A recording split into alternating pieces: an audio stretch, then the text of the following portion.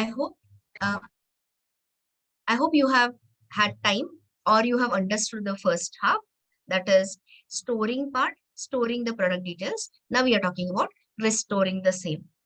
So just go through the code line by line. Here, tester is going to talk to user, scanner and all will be in the Tester will pass this file name. We are first checking if the file is a existing file, readable data file, and then only we are attaching the streams. And as you know, this is a conversion stream. This is your buffering stream and this is your node stream. So in one example, you are using all of them. And now you just have, sorry, like how we had written here write methods, you are going to reverse it into read methods. And then you are, we are going to put all those entries in the map and return the populated map to the caller. Are the statements clear? Is everyone clear about what is to be done? Or what is that pending part? Okay, so let's start writing it together. So here, we don't have any map. So let us create an empty map first. And so I'll write in steps, create an empty map.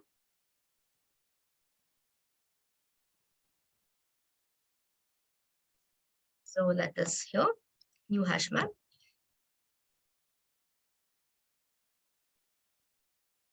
So this is your map, variable name. Oh, this is not object, comma object. This is going to be your, see the default type. It is referring as object, comma object, but we don't want that. We want a generic type as integer, comma product.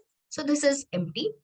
Now here, you don't have an idea. See, listen to this. Currently, we know that there are something like 4 or 5 products stored. But in a production environment, you may not have a clue of how many products you have written. Are you understanding? So I don't know how many times this has to be iterated and all. So you can have a while true kind of a condition, that is indefinite looping. And here you can restore the data from the binary file and add that into map. So, and then we will return the populated map restored from the file. So which is the method we use for adding the entry in the map? Map.put. Okay. And we already know that these are your what? Non-duplicate records. So you don't have to say put if absent. So this is key comma value. But here, now anyone wants to tell me, how will I read the key? How will I extract the key? Which will be the method, which read method I'll have to use for reading the product ID?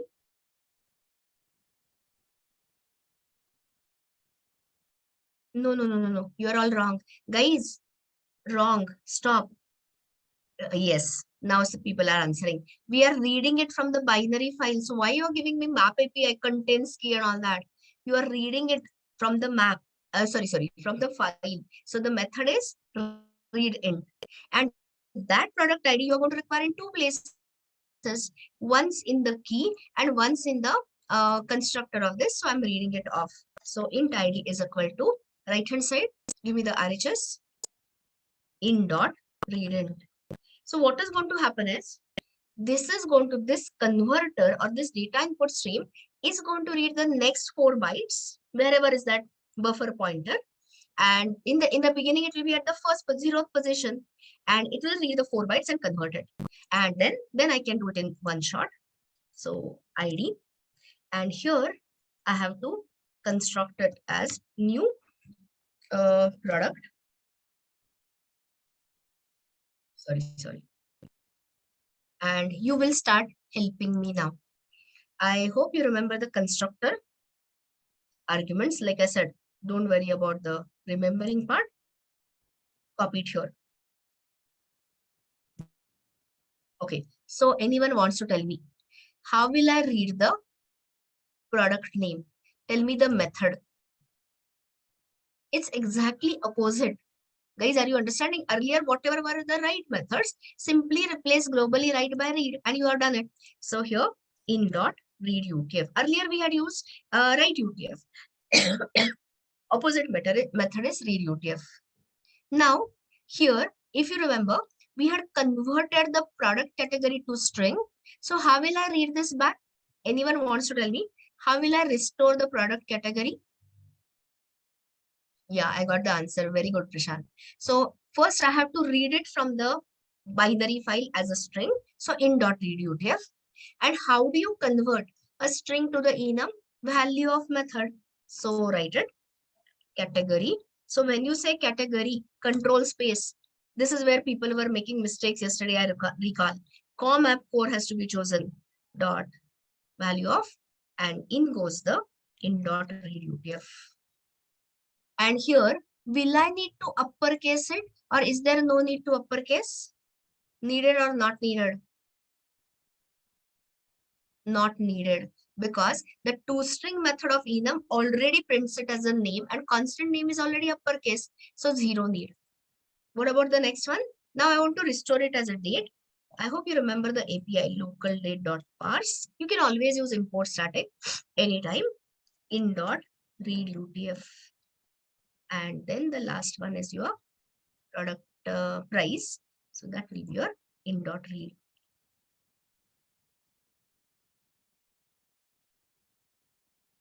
So this you cannot replace it really by functional, because we don't know. There's no such direct higher order function which can populate the map. So here, anyone wants to tell me? Okay, before I ask you the further question, have you understood this line? Are we clear? Reading is always little difficult than writing. Writing was easiest, but here we are restoring the details one by one. Clear or lost? I don't want to waste too much time. I want to start serialization, deserialization. So respond. Okay. So here, read exactly. I've replaced the right methods by read. And now I'm asking you, suppose in my shop, there are 10 products. So how many times this loop will iterate, this while loop will iterate?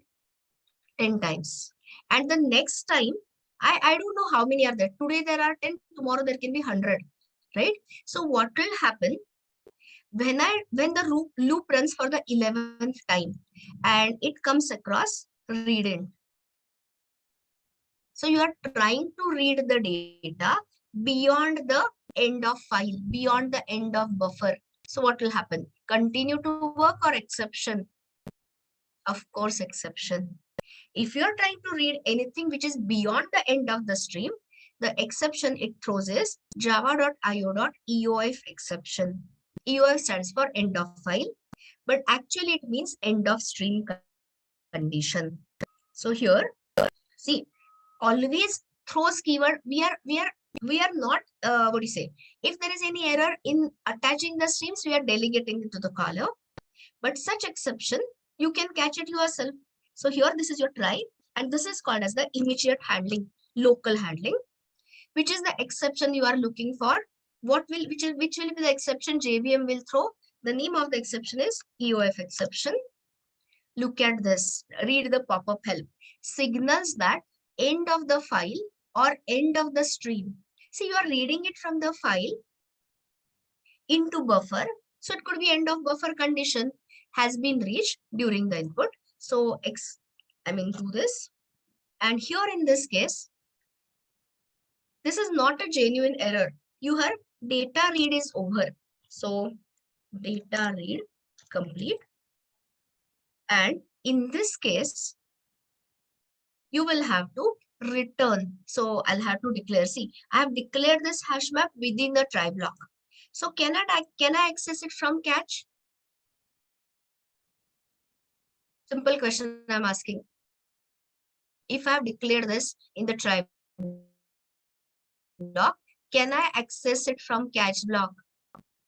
Answer is no. So what is it I'll have to do? I'll have to shift this outside. Okay, we are doing the refactoring of the code.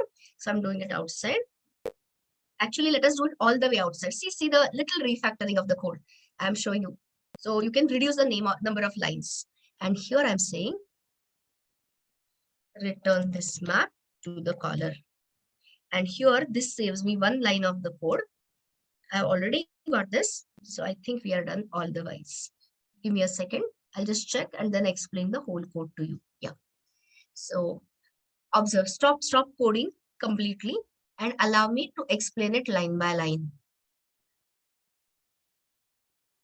End of file is an exception. No, you are not getting the point from your this thing, Shubham. You're not, first of all, stop writing the DM, direct messages. You have to write it as a public chat message. So the answer Shubham had asked me, EOF exception is an exception. So can we say directly exception? So answer is no, because I don't want to handle any other exception than EOF. In short, if there is an IO exception and all, who should handle it? Tester. But if we are actually coming to the end of the file, only that exception I want to handle. So keep it precisely as EOF exception, because that gives me the signal, that gives me the trigger that now I have really reached the end of file, end of buffer. So now is the time to return the map to the caller. Understood me, Shubham? Okay. So now coming back to the point, let me explain it line by line. So here I have created the empty map. Here I have created the file class instance so that I can validate if the file exists and all that. So if the validation succeed, then we are attaching the data streams. So I'll just put these comments elsewhere. I'll just rearrange the comments. So whenever you are revising it in the lab session, you should have it proper. Okay. So now, why I had to write while true loop? Anyone wants to tell me? Why I had to write a while true? I was waiting for the answer. I already explained it. I just want to hear it from you. Why you have to write the while true? What is the reason? Because you don't have any idea about how many products are stored in that binary file. It could be variable size. It could be 10 products, 20 products, 100 products. So keep on looping, read the data byte by byte, use those conversion stream methods to convert it into actual Java data types, such as integer, long, whatever. And when you get, which is the exception you will get at the end of stream condition? EOF. EOF, even though it expands to end of file, it actually means end of stream. So whenever you reach the end of stream, that indicates that data reading part is complete. Now there is nothing else to read. And here, what are we returning? Are we returning the populated map to the caller or empty map to the caller? Populated map to the caller. And in case of invalid file names and all that, then I'm returning the empty map to the caller. So this was the whole explanation. I'm sending you the IO utils again. If anyone wants it.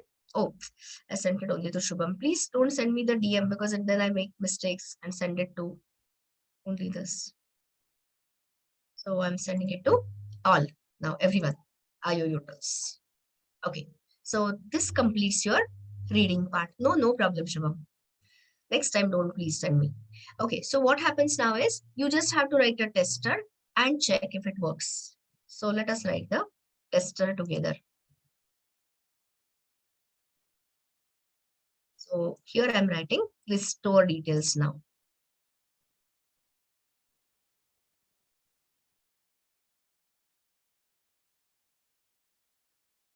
And since I'm going to take the name of the file from user, attach a scanner, open that scanner class instance.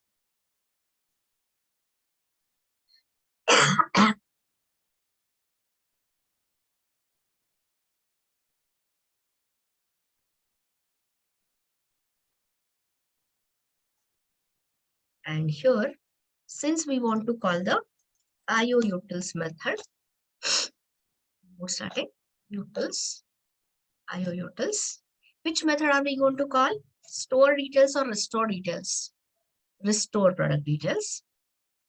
And all I'm calling is this much. So restore product details, sc dot, next line. And what it is returning is, okay, first add a catch all. It is including in the throws clause. So here, Shubham, we are catching all possible exceptions. In that method, I was catching only EOF exception. So the change. And let's control one, assign it to a variable. So now I have restored the map entirely from binary 5. But we need to confirm whether it is same restored map or not. I mean, whether it is restored correctly or not. So SOP, restored product, sorry, product details. And now you know the for each and everything. So here you can use your map dot for each by consumer interface E, B, and here I can say B. It is confirming whatever samples we have written, are they restored correctly or not? And then we are saying data reading all is over and terminating the app. I'll wait here for a minute. Sync up.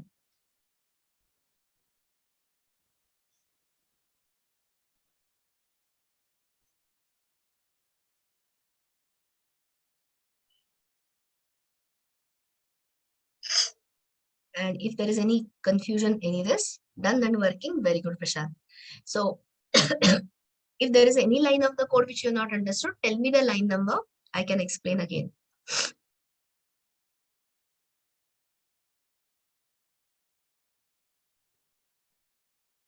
In IO utils, okay. I'm opening IO utils, Girish. Tell me line number. I'll explain. I'll not explain the whole thing again. Line number 15. No, next line is not there, Rohit. So one at a time. When returning, no, Girish, you have the line numbers in front of you. Tell me line number and then I'll explain. Rohit, wait a second. I'll first finish with Girish and then ask you. 67. So here, when will this, okay, let me ask you, Girish. When will this while true loop get over? Answer that. Anyone can answer, not just him. I said, when will the code come out of this indefinite loop? On end of file, except on the end of file. So then you will get an exception. So the control will reach under the catch block. Here you will see the message data read complete, and that map has been populated with all these entries. So that map we are returning it in a, populated map, we are returning it to the caller. Understood or not? That is the only thing I've done. Okay. So now, Rohit, you are asking something. You are asking me about the next line. Next line we have been using since so many days. What is there to ask? See this. User has given me the file name. So if you say my file name will not have any white spaces, no spaces in between, you can use sc.next. But if you say my file is in some other folder and folder can have white spaces and all, next line will read the entire line. So I did not take a chance and I just wrote it as next line. You got me? Okay, great. So now let's try running it. And what is the expected output? Expected output is this. But do you expect to see the same order or any order? Ordered, sorted, unordered, unsorted. Answer me that. Sorted. Wrong answer. Guys, we are restoring it as what? Hash map. What is hash map? Ordered or unordered? Unordered. Sorted or unsorted? Unsorted. So don't expect any sorting or order. It is just going to get it it is all internally going to call hash code and equals on your product ID, and accordingly you'll see the output. So only thing is entire data will be retrieved. That is sure. I forgot the name of the file which I created, products.data.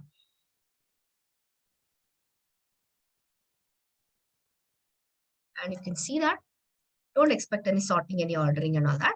So you should be able to just check whatever are the products. You can later check the whole data is retrieved using binary file. Is it working? Some of you are saying, is it working for more people? Restore details. Komal had sent you IO utils just a minute back. You did not download it? I'll send you again. Just some time ago I had sent it. Here, anyway, I've sent you this. Oh,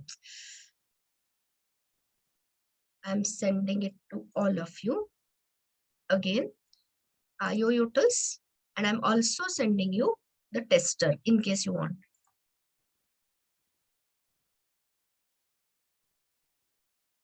Okay, so both the files I have sent you, Komal, IO utils and restore details. So this was all about your what? Uh, data input stream, data output stream. In dot available, yes, but easiest option is using while true. I mean, because I don't have to check this, but you're right. You can use the available method also. If the available method returns 0, you can come out of the loop. But I find a clean and what do you say, clear cut ending this with the EOF. So I generally use that. But you can use any API, whatever you understand more. Okay, so now I take it that uh, majority has tried it, or okay, not majority, but at least majority has understood it. Has everyone understood it at least? Forget about actual implementing. Okay, so now just step back and observe your IO utils. And we had to write such a complicated code. We had to write a lambda, we had to iterate, and we had to extract all the details ourselves. And similar thing I had to do for restoring. So instead of investing all such time, instead of taking so many efforts, if somebody gives you the advanced streams, most advanced streams in Java, which are nothing but serializer and deserializer.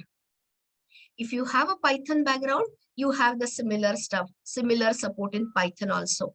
You have similar stuff support in your this thing also, PHP also. In short, it's all technologies offer it. So the coming back to the point, I mean, isn't it cool? Isn't it better that entire of this, of course, attaching the chain is required, but this entire stuff reduces to one liner, write object, and entire hash map as an object. Hash map is an object, is directly stored in the underlying binary file.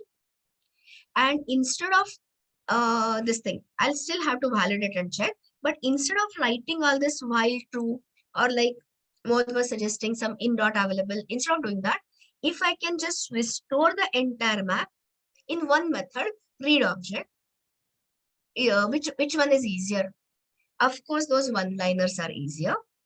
So finally, we are coming to the most advanced streams in the binary world in Java, namely object output stream, which is used for something called as serialization, and object input stream, which is used for deserialization. Understood the statement or not? What is it we are going to reduce? We are going to reduce this entire read operation to how many lines? Single liner, single method call, read object. And this entire loop and complex looking lambda and whatever to one liner, write object. So let us enter the important most part of IO, which is nothing but serialization and deserialization. So let me show you.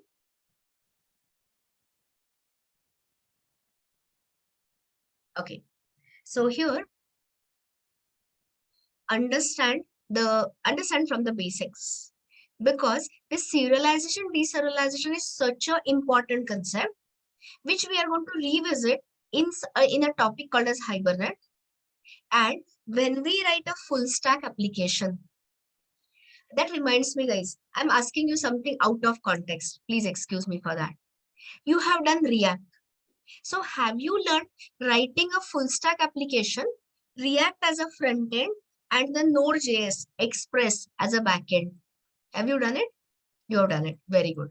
So you have already knowing what is the REST API and the complete CRUD application you have written and tested using what? Axios framework or Fetch API? Axios, great. Because you know, that reduces my effort of teaching something in front end. So now what you had done is you had React as a front end and Express Node.js as the server side technology. But React is what? A JavaScript library. And the backend is also Node, a JavaScript framework. Everyone understands what I'm talking about? Okay. But now, if you want to go for the cross-technology solution, which cross-technology? What is it I'm going to show you towards the end of our advanced Java? The front-end application will be still React, but the backend will be replaced from Express to which one? What is the technology naturally we will use? Yes, a Spring Boot, not Hibernate. Hibernate is for this thing, a data access layer. So it will be Spring Boot and REST APIs. You earlier you are using Axios and calling the REST APIs to invoke the endpoints of the backend. So that we will shift it to Java backend calls. So now your front end is going to send you, front end framework is JavaScript, backend is Java. They don't understand each other in the sense, do you think Java object format will be understandable by the React? It's a Boolean question, yes or no? Yes, you are saying, guys, Java and JavaScript are totally different. I mean, their object notations are totally different. Answer is no. And JavaScript objects won't be interpretable. So it is like, suppose I'm speaking in German and you don't understand German. So we will need a translator. We'll have to come to the common data exchange format. So which is the common data exchange format? Lightweight data exchange format we use every day. JSON. Exactly. So when I take you to this full stack application, end to end, like React front end, I'll pick up the one which you have written, or I'll show you, I'll share one of my this thing. And so Java object will be marshaled. Have you heard the terms marshalling and unmarshalling? Serialization and deserialization. Okay. So anyway, I'll explain those. So marshalling is nothing but what? Conversion from technology specific objects such as Java object to JSON. JSON, XML, HTML, whatever, we'll use JSON, of course. And unmarshalling is equal to deserialization, which is nothing but JSON to Java object conversion. So why I suddenly started talking in the full stack application? Because I just wanted to emphasize serialization, deserialization is extremely important to a Java developer. You will hear of it once again in Hibernate and later in your full stack application. Okay, so that way. So now let me come to the today's part. Let me not get carried away and confuse you. So what is that serialization? What is the meaning of the word serialization? Easy. Conversion of Java object to the equivalent binary format, byte stream, binary stream is called as serialization. Serialization is equal to conversion from what to what? Conversion from Java object to binary is equal to serialization. And once you have the binary stream, I can send it to any device. So in core Java, which is the device currently we are handling? Which is the device we are working with currently? File. So is this serialization facility available to text files or binary files? I mean character B or C? Obvious question, dumb question. Of course, when I say byte stream, how can you write it into character files? So this has to be binary file. Okay. So who is going to perform this serialization is equal to conversion? There is a class, advanced class, object output stream.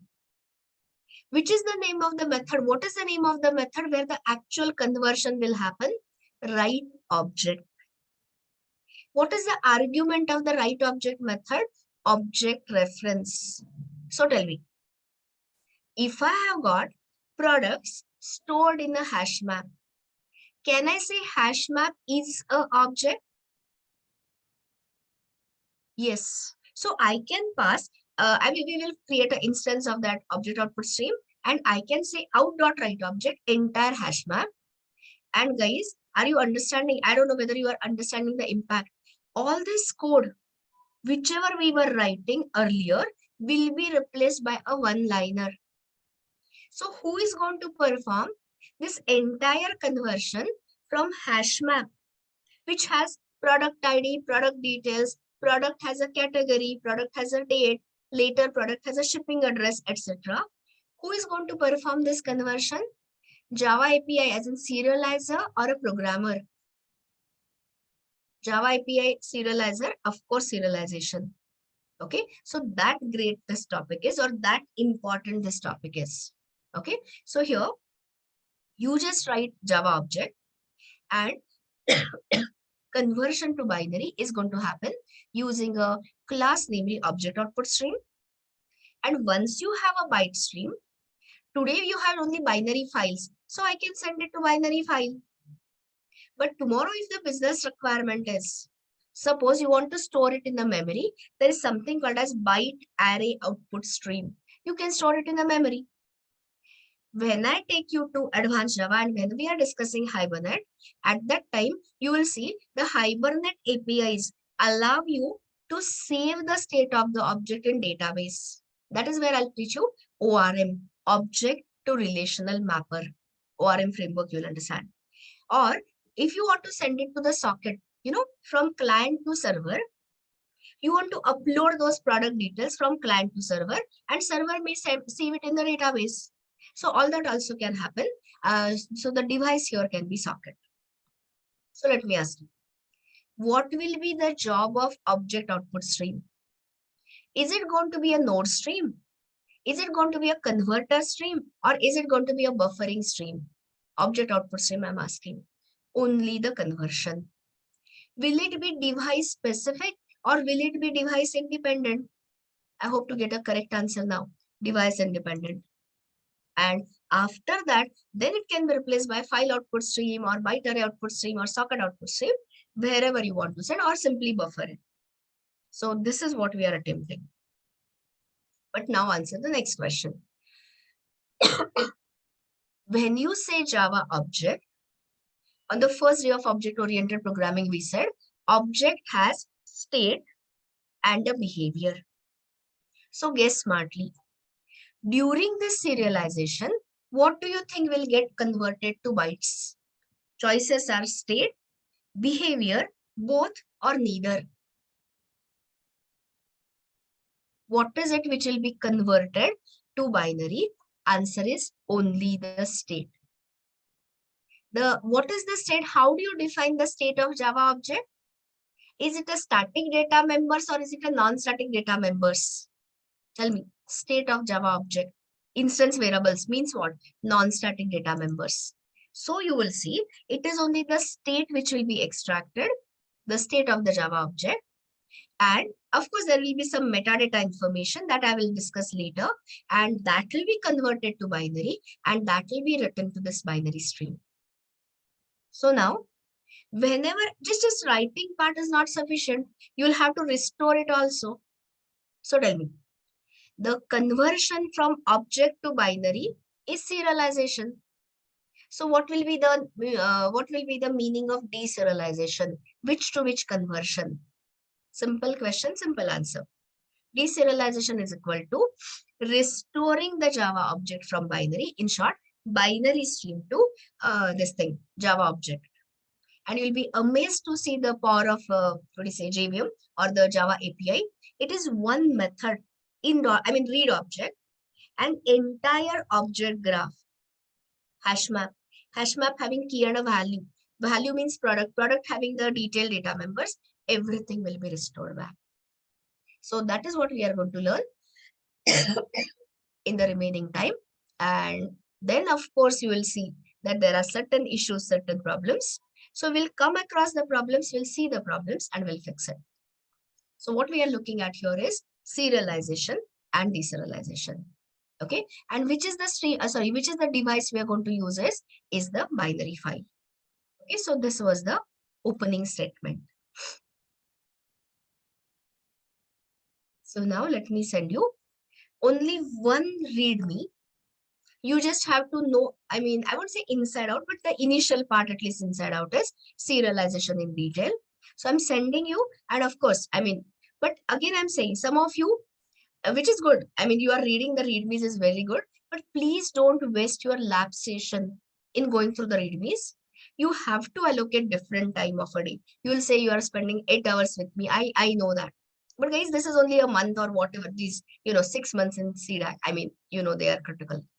So the point is, please do the hands-on code revision in the lab session, and anytime little bit extra just before sleeping, half an hour. If this will not take you half an hour, 15-20 minutes kind of read time, you definitely go through. So let me send you this. All the details you will not get immediately. Over time, you will get it. And I'm telling you frankly, am I going to solve entire readme? Unfortunately not. Simply no time. And basically forget no time. It's not the required as a part of the contents. But if whenever you are preparing for exams and all, I would definitely say, or interviews, basically interviews, definitely go through it. This is one of the favorite topics, popular topic basically. Okay, so you can open that, you can download and open. So let's start reading and understanding, and we'll solve it using a code sample. And that is all we'll be doing today. So first is why. So object input stream and object output stream are classes in java.io. So what is the need of them? One word answer: to achieve the persistence. Persistence general meaning is saving the information. But persistence in Java means something specific. Saving the state of the Java object in a permanent manner. So that data sync can be database in the advanced Java next week, or it can be a binary file today. That we don't care. But I want to save it in a permanent manner. So now read the justification. Read this much and I'll explain.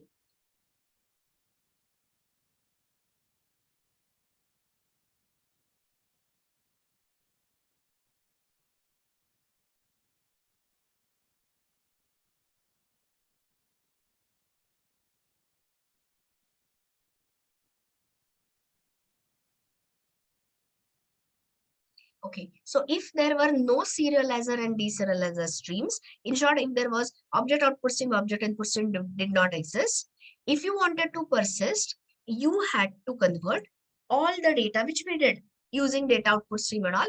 At least I had some methods to write data, write int, write boolean, but you had to manage all the things.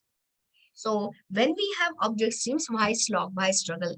So object streams, object input output streams give you the ready-made functionality for writing as well as reading. So now read the further things. So what are the stream classes? Sorry, which is the stream class for writing the object to binary? The name of the class is object output stream. And which are the two important interfaces it implements? I hope you remember data output. Anyone wants to tell me which methods you remember from data output interface? Give me 2, 3 at least. We just finished data output stream some time ago. Anyone wants to tell me? Yes. Write int, write boolean, write short, write long, write utf, etc. So that you already know. Now you'll realize why I take this earlier. So you already know half, and writing the object's capability, that write object method is introduced from object output interface. So now read the description. What is the job of an object output stream class? Serialization. So what is the meaning of serialization? Read this.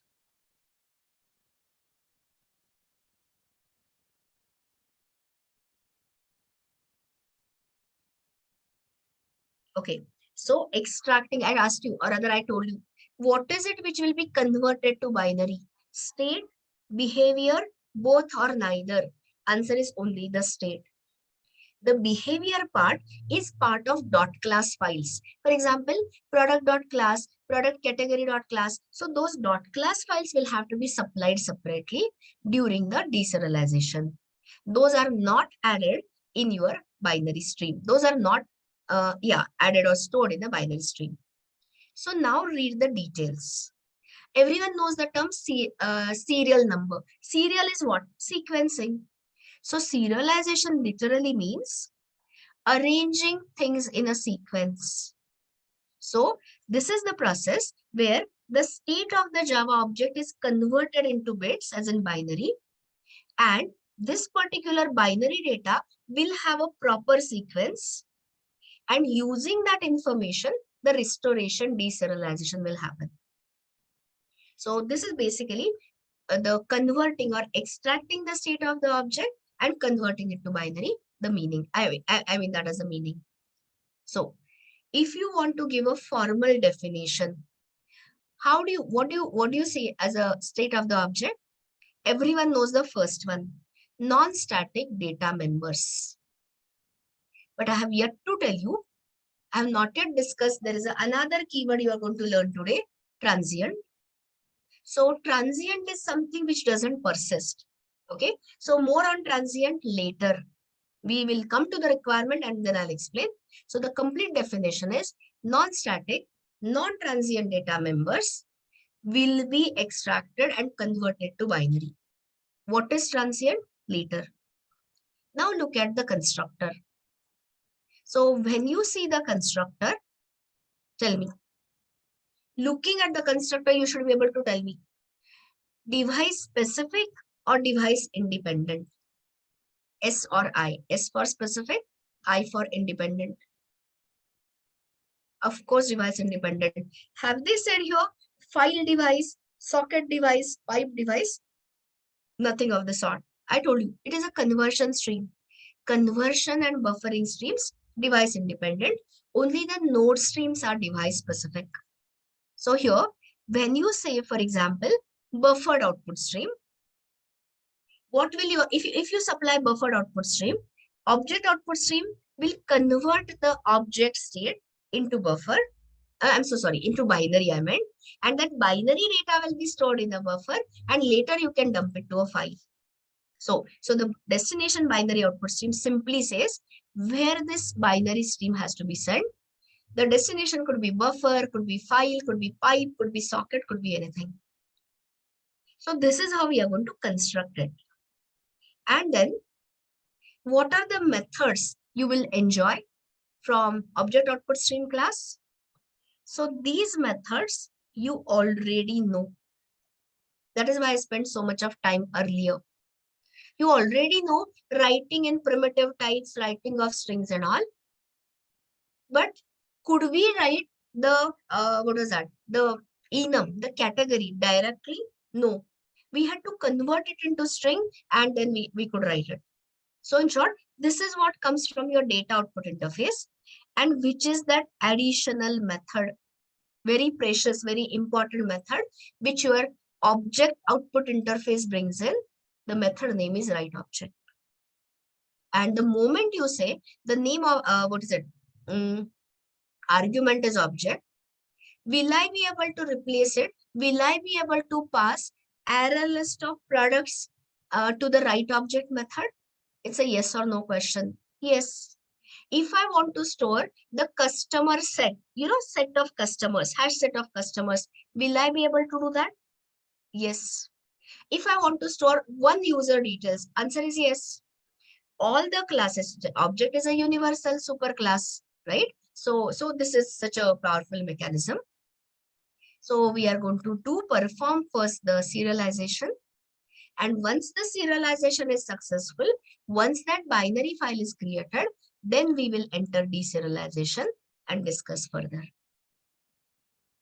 Understood the basic concept at least behind the serialization? Okay. So now let us identify the chain of the streams and then we'll actually write the code. So let me see one of these diagrams. I'll just show you. This is, yeah. So why don't you, I'll share this. This is written, this is drawn earlier. So you can look at this. So here, check what we have. So here you have a Java application and you want to store the details of the products in the binary file. So here, if you don't use this object output stream, You as a programmer will have to convert everything into binary. So instead of taking efforts ourselves, we are using a converter. So object output stream is what? Serializer. And because it is implementing data output as well as object output, what all you can pass to this object output stream, I've given you the list. You can pass primitive types. There are methods, write int, write boolean, write short, etc. Can I pass a string? Yes, write UTF method. But can I pass a product instance? Yes, there is a write object method. Forget that. Can I pass the entire graph, entire collection of Java objects? Answer is yes again. And once you give it to your serializer, what is it going to get it? What is it going to give you as the output? Serialized binary stream, which has definitely the state converted into binary plus some metadata information. So what is that metadata information? I'll talk about later. So here, what you get is a binary stream. And if you want to put it in a buffer, can anyone tell me what should I add here? If I want to buffer it first, give me the name of the class, buffered output stream, very right. And if you say no, there are very less records, so I want to save it directly, you can use a file output stream. We can introduce a buffer here. So from buffer, it can be going to file output stream and in a binary file. But guys, if you see the general code, typical norms, typically we don't even require the buffer because that entire writing part is going to happen in one method, write object. So buffering is totally optional. So here, this is the Java code, which is the translation. So I think anyone should be able to translate. So we are going to create an instance of an object output stream. If you want to introduce a buffer, you can add a buffered output stream, file output stream, and a binary file. And now tell me, do I have to say map.forEach and write it record by record? Or can I dump it directly in a single write operation? Answer is, I can dump it I can write it directly in a single write operation. And which is the method we are going to use for that?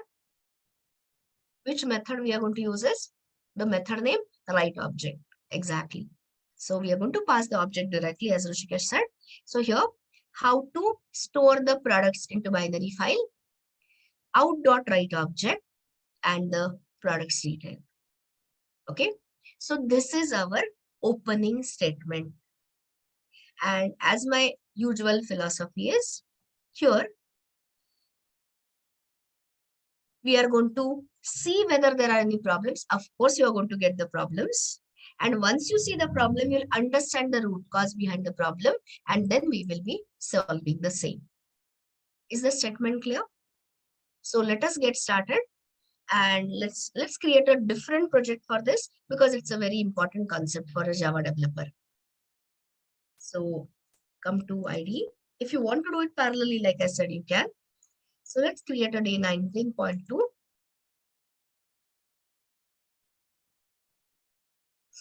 For serialization. And here, observe what I'm copying. All I'm copying is the core package and the utils. And paste it under SRC. So you have a product and you have a category. And in utils, open that collection utils. We are planning to write a map. So let the collection utils be as it is. And tell me, in IO utils, change or no change. This is the copied code. Will you see the change or no change? Answer is 100% change. Nilesh, problem seems to be at your end. So here, delete that IO utils. We are going to write it from scratch. So I'll wait here for a minute. So make sure that you have a new project, brand new project, where you have got a category and a product and only collection utils. Tell me, when you reach here, we'll start writing. I've removed the IO utils. We are going to write it from scratch. Okay, so those who have done it, I mean, let's continue. So in utils, let's create a new interface. IO utils.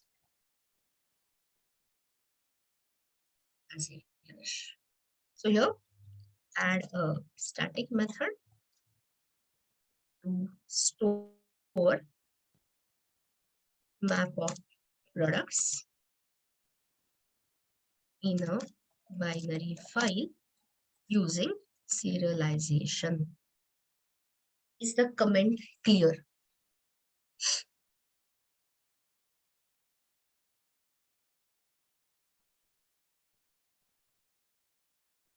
Is everyone clear with the requirement? What is to be done?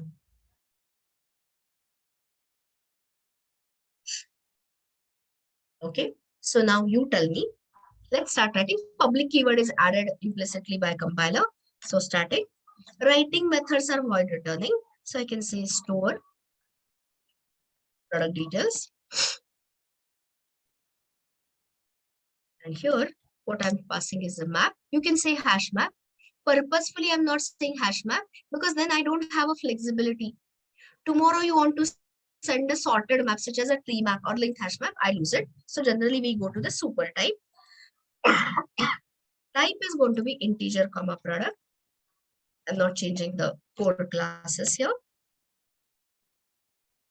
In today's lab session, I'm going to give you a fresh assignment which you'll have to solve right from core classes and everything. And then only you will get a complete feel of serialization and deserialization. I told you, today's lab is very important because you are going to do this all of these things with us. So here, map. And what else I will take is the name of the file. So here, now let me identify the chain of the, IO streams. So we are writing the data. So start from Java application. Anyone wants to tell me the next stream class? Which is the stream class I want to use for serialization? I've already given you that readme regarding serialization. So object output stream. This is where it will convert the state of the Java objects to binary. So I've got a binary stream here, which is called as serialized binary stream. And this you can, if you want, you can store it in a buffer. Generally, buffering is not required.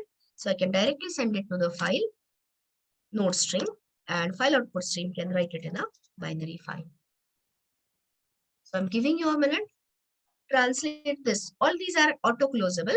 So translate this translate this command into the code. Do it.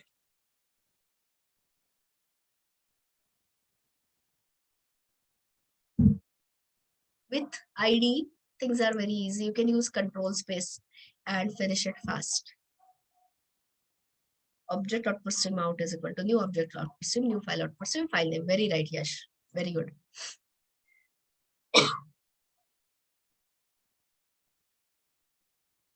Finish it more. It's a straightforward chaining of the streams. Yes, Kunal, right. So let's write it together, guys. Try with resources. And here you have object output stream. And use any variable name, new object output stream. And as I said, buffering is optional.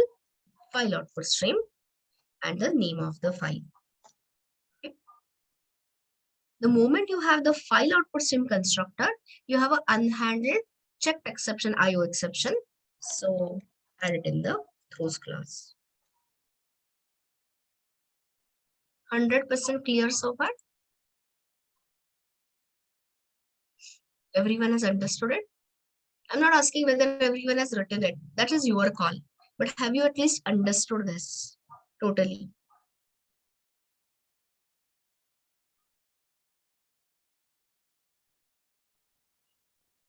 Okay. So now will be the, okay, let me ask you. When this particular line is executed, Has the serialization taken place or not yet?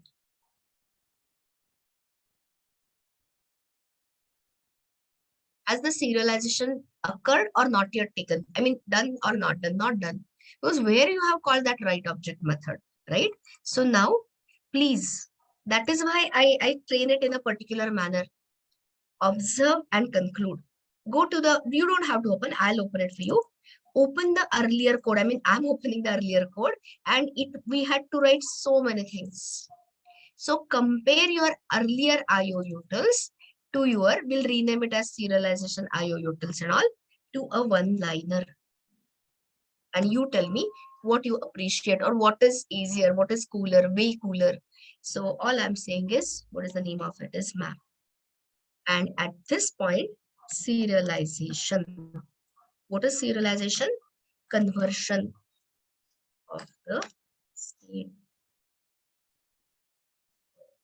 object to binary stream is conversion of the state of the object plus writing some metadata information.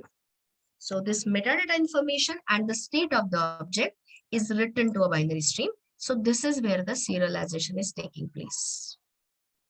So tell me, which one looks easier, cleaner, manageable to write? The earlier data output stream version or your serialization version? Of course, this one. That is it. We are done. Of course, I'm not saying whether it is going to work or not. That is for us to see. So tell me, are you done with this? I'll send you this. Okay, what we will do is, I'll just rename this. So later when you are, revising and all, I don't want any confusion. So here, right click on IO utils and refactor rename.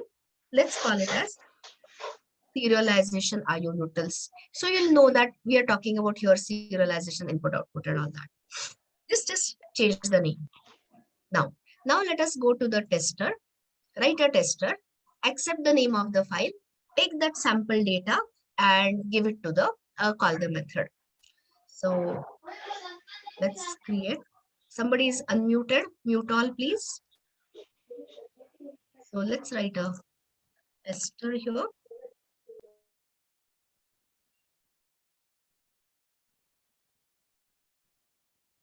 Store product details. And here, since we are talking to client, all that scanner. This you can copy from the earlier code. It is going to be the same. Instead of calling that IO utils this, we are going to use the serialization IO utils. So your choice totally.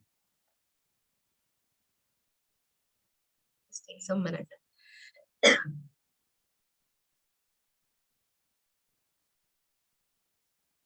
You can use sc.next, sc.next line, depending on white spaces if they are existing and all. And here I want to get that sample data.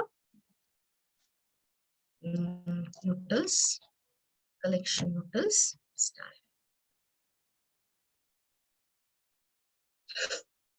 So what we will do here is, I want to call that IO utils ka method, which is store. No, what is the method name?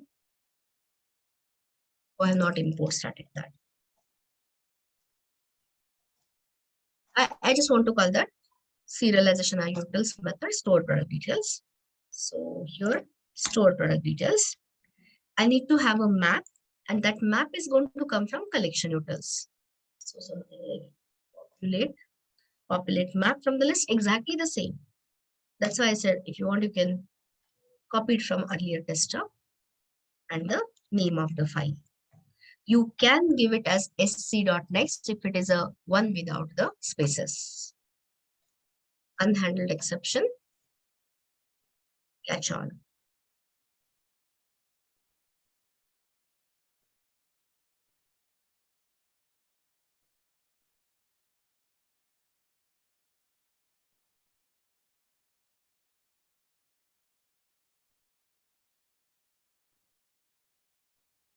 So tell me.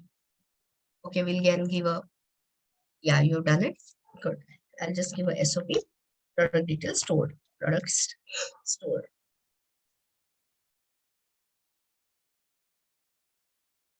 So now there's a small norm. Norm means standard designing practice.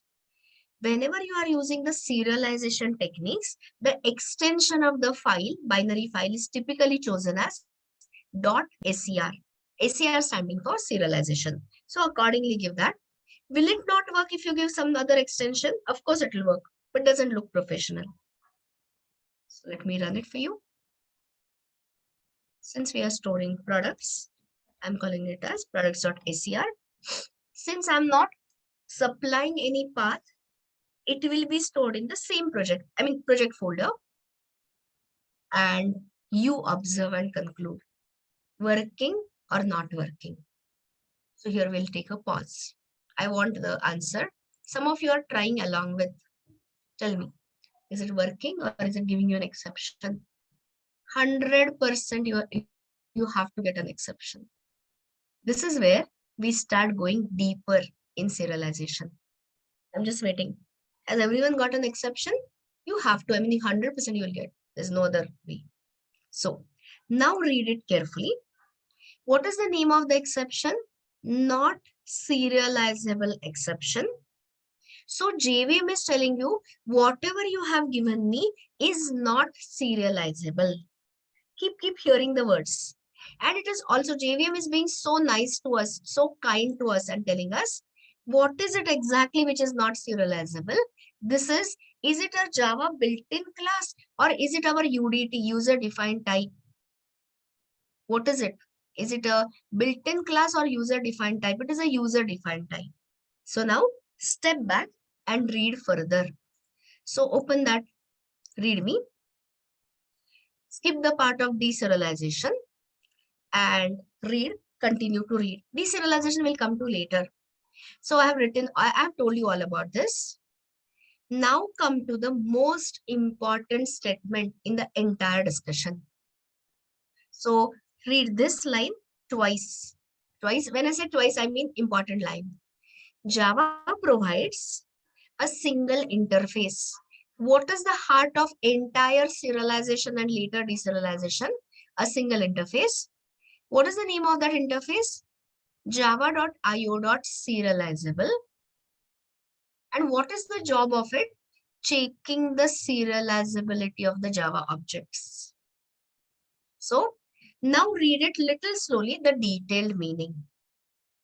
So first question, who is going to check the serializability of Java objects? Your choices are Java compiler or JVM. Java compiler or Java runtime. Pick up the option. Who is going to check the serializability? Of course, the JVM. Why? Because why I'm saying it so strongly? Otherwise, you would have got a compiler error.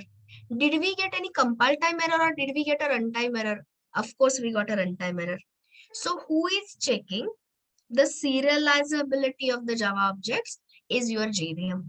Okay. So with that understanding, read further. At the time of serialization. So which is the method we call for serialization? Write object. And little later, when I take you to deserialization, which is the method we are going to call as read object. Who is checking? JVM is checking. And what is it checking? JVM is checking if the object which you have supplied, if whatever is the argument of write object method, is it serializable at all? So guys, again it is testing. Now JVM is testing is a relationship. So what is the meaning of it? JVM is checking, has that particular object implemented serializable interface at all? So now go slow and understand me because I keep saying it's an important topic to all of you. So open serialization, serial IO utils. And what is it we have passed as the argument to this write object method? A map. What is the data type of the map actually? You remember we have created a hash map. So open the Java docs and check. Look for hash map here. and look for hash map and tell me, is hash map serializable or not? I hope everyone is understanding what I'm talking about. Answer is yes. It has implemented java.io.serializable interface. So guys, it is not only one object. JVM is going to check the serializability of the entire object graph. Means what? Look at this. Means what? So JVM is happy that okay, hash map is serializable. Great. But what does a hash map, what does any map consist of? Key and a value pairs. Are you understanding what I'm saying? So now tell me, what is the type of the key here? Keep responding fast so that I know you are understanding. Integer. Open integer class and tell me, is integer class serializable or not serializable? Don't give me blind answer. Check it out. Open integer and tell me. Guys, all wrapper classes, all string related classes, all of your collection framework classes, all or your depth handling classes are serializable. So not compiler, so sorry. JVM is happy.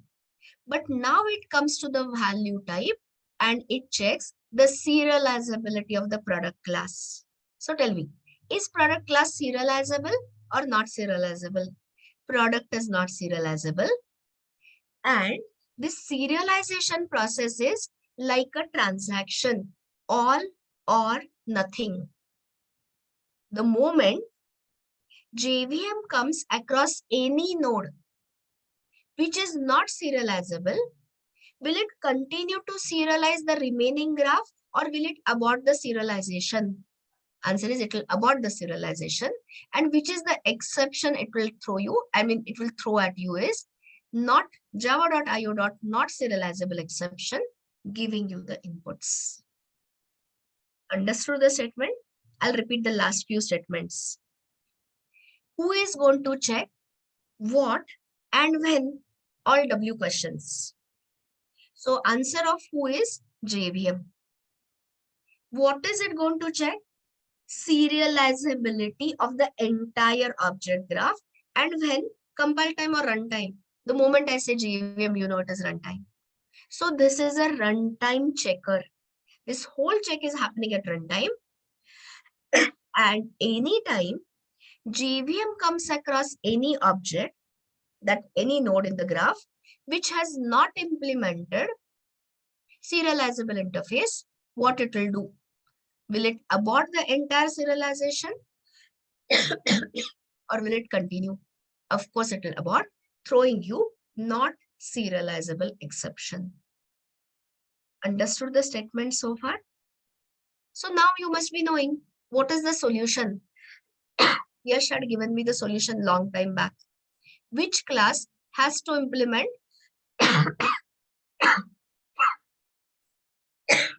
sorry.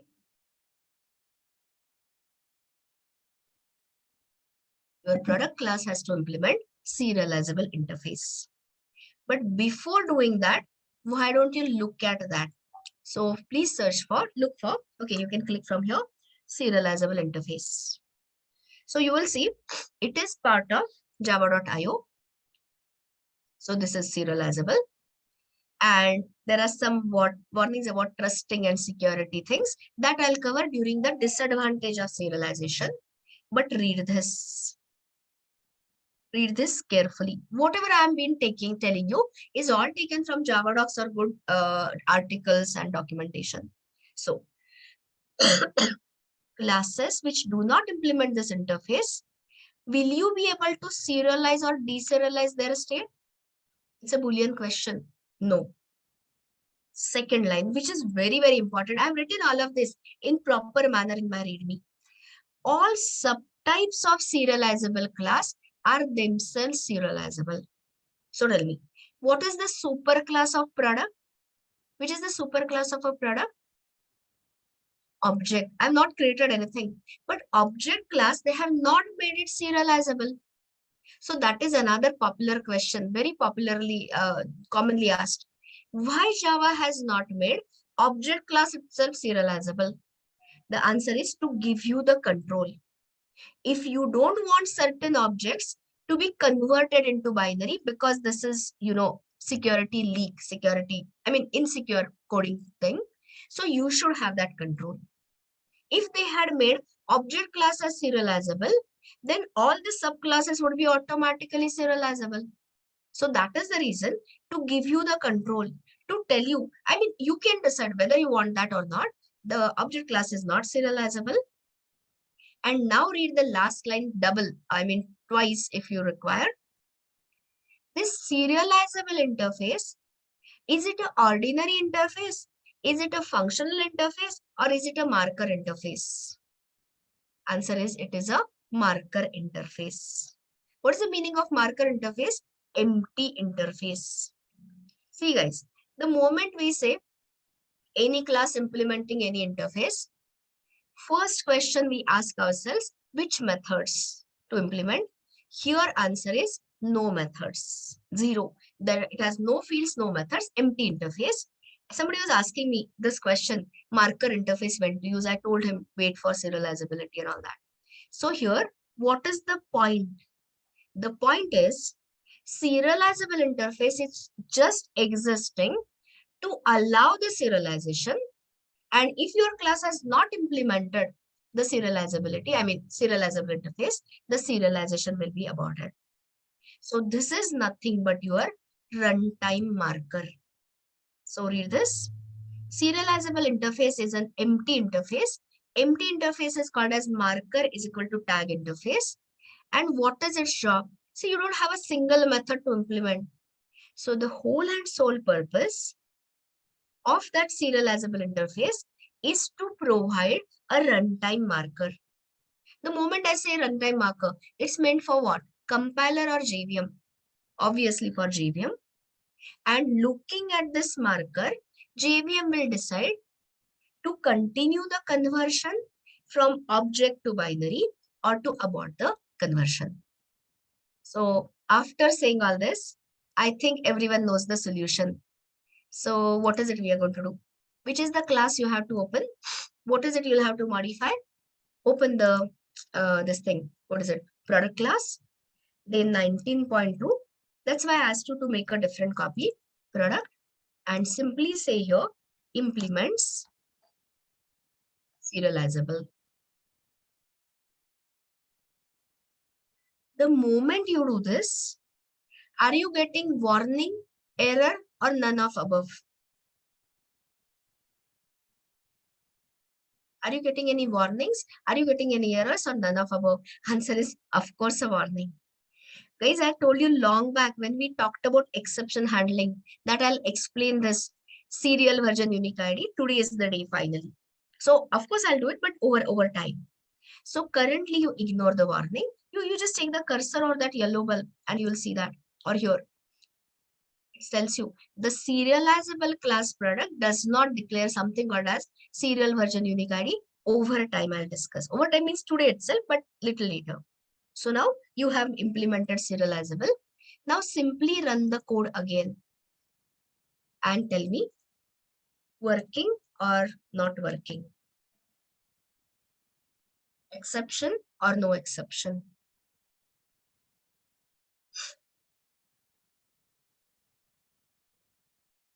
So can you see the power of a one marker interface? It has the total control for allowing serialization or prohibiting. Prohibiting means restricting, not allowing the serialization. That is why object class is not serializable. Otherwise, we would have lost that control. So this is it. This is it means this is not it. This is the beginning, I'll say. Now right click on it and refresh. And you should be able to see in the project folder products.ser. Is it going to be a binary file or a text file, guys? Of course, binary. We said it is a binary stream and all that, right? But you can still read some things. Am I asking you to read this binary part? No. But I always do this exercise. One more disclaimer. See, if everyone doesn't understand all the statements I'm making, fine. At least go steadily, step by step. Even if you can perform serialization, I'm happy for you today. But little later, you should know the internals. So Am I telling you, am I asking you to that interpret this? Of course not. This is all binary. But at least can you find out the stuff which is which is readable? So here I have a question. In that binary file, only the state of the object is stored, or is there some additional metadata information is also stored? Only the state or some additional information? That is why I do all these tricks. I do all this. So you will see, of course, in my README, I have given out the detailed structure. There's something called as magic code. I mean, there's a proper format. And understand the point, guys. See, you have written it out, but just writing is not sufficient. Somebody has to restore the data back. So tell me, which is the class you expect to use for deserialization, for restoring? Give me the name of the class. You can write in short forms. The name of the serializer was object output stream. What is the name of the class we'll use for deserialization? Object input stream. I did not ask you the method name, I asked you the class name. Here the question. Which is the method you will use for deserialization? And now I'm asking you the method name. Read object. What would you think the return type of a read object method would be? Will it be hash map or will it be object? O or HM? What will be the return type of read object method? What do you think a read object method will return? Come on, guys. Today you are writing it as a hash map. Are there only maps in the world, or is there a set and a queue and a list also? Of course, yes. So object is going to be the return type. The point is, when a deserializer has to do the reverse conversion from binary to object, it will require to know which are the names of the classes. What are the names of the data members? You remember hashing algorithm, load factor, threshold capacity, that initial capacity. Then you can see there is an integer. Which part is integer in our hash map? Key or a value? Key. Can you see what is the superclass of integer? Number. Subclass is a superclass and something more. I hope you remember all these statements from our core Java week 1 or whatever. Okay, so it has stored that. And then it comes to the product, our product, whatever value type. And product has an ID. So it details out the names of the data members. And this could be some value of product ID, binary. Product has a price, has a date, etc. So this is that binary information, the state information, plus some metadata information. So this is what has been converted or has been created by the JVM in one method called write object. So this is why I was asking you, is your binary stream going to contain only the state or additional metadata information? Answer is, of course, additional metadata information. And answer the next question. Who is going to require, who is going to need this metadata information? And when? Or for which purpose? Who is going to need it?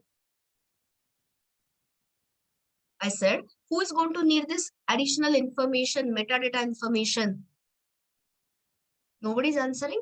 Deserializer. Very right, Sakshi. So we means JVM is going to require this additional metadata information to reconstruct the entire graph in your Java heap. Okay. So this gives you some inputs regarding serialization. So now let us try to deserialize the whole thing. So let me just open the diagram. And I don't think I have drawn it. Just give me a second here. Is there a deserializer here? No. This is serialized. Anyway, you can always verbally, I can ask you. So tell me, now what is it we want to perform? Serialization or deserialization? Deserialization. So start answering. Deserialization is object state to binary or binary to object. What to what? Which conversion, please? It is reconstruction of Java object or graph of Java object, the collection of Java object from some binary state. So now I don't have the picture. Picture means diagram. We can verbally discuss it. One end is Java application, other end is binary file. So tell me, during deserialization, are you going to write the data or are you going to read the data? W or R? Of course, you're going to read. You are very right. So anyone wants to tell me what will be this file output stream be replaced by? Easy questions, easy answers. File input stream. Everyone gets it? But now I'm asking you, should you, if you don't validate, if the file exists and all that, I will unnecessarily get file not found exception. So should I validate the file existence first or should I directly jump into attaching IO streams? You know this, I've already prepared you in the morning half. First, we will do the validation, same file exists, can read, is file, etc. And once you have confirmed that this binary file, this .scr file exists, we will attach a file input stream. So if you tap it here, what will this binary file consist of? Your choices are state, option 1, metadata information, option 2, the behavior means all the code, constructor code behavior, the dot class files, all of above, none of above, any of above. That means you're not paying attention. Answer is first two options. All of above is a horribly wrong option. I'll tell you why. Guys, currently we are having the information of hash map. Do you seriously think, okay, open that. Here, where is that? Products.scr. Do you think that products.scr has got all the code of a hash map? All the code of integer, number, product, enum, and category? So how can you say behavior? Check your answer. Think before you answer. So what is it which is added in that binary stream? State, metadata information, behavior, all of above, none of above. Only the state and this little bit of information, metadata information for the deserialization purpose. But the dot class files, the behavior is totally missing. You're going to confirm all this. Just give me 10 minutes or whatever time and you will understand what I'm talking about. Okay, so just keep this as a background. So coming back to the to your diagram. So here, when you open that binary stream, it just has state, it just has the metadata information. So now tell me, what will object output stream be replaced by? This is the easiest answer. Replace globally all out by in.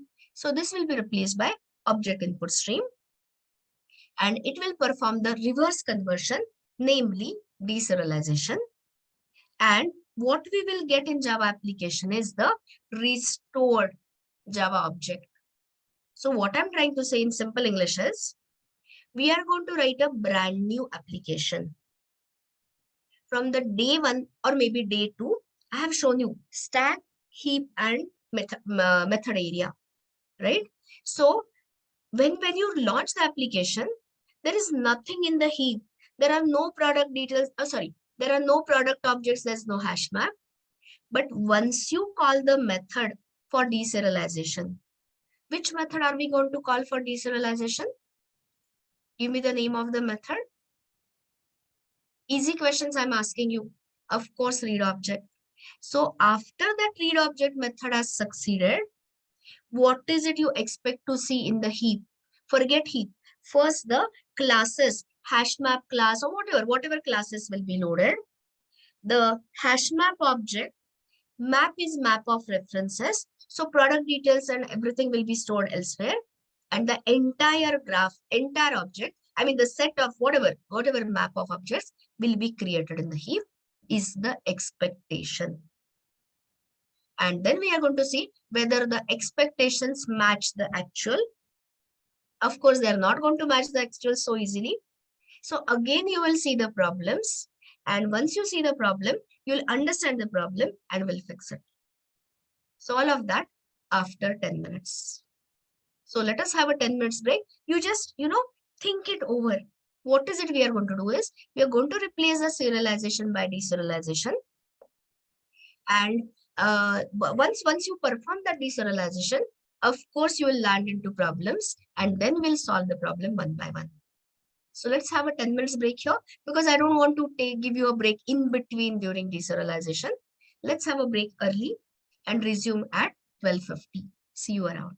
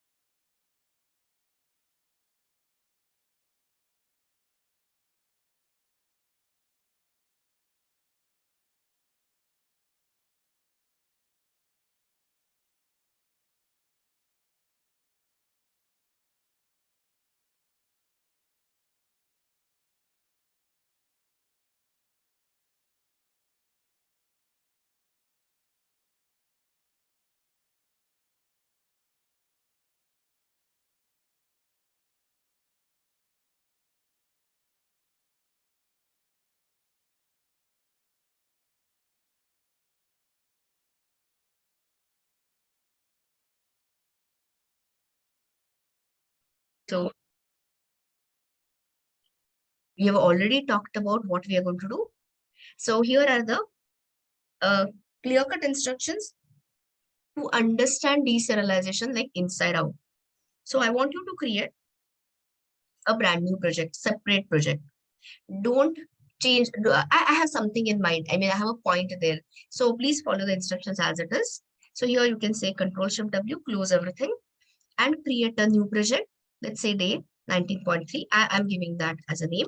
You can create any name, but I want a separate project. Otherwise, you will not understand the point.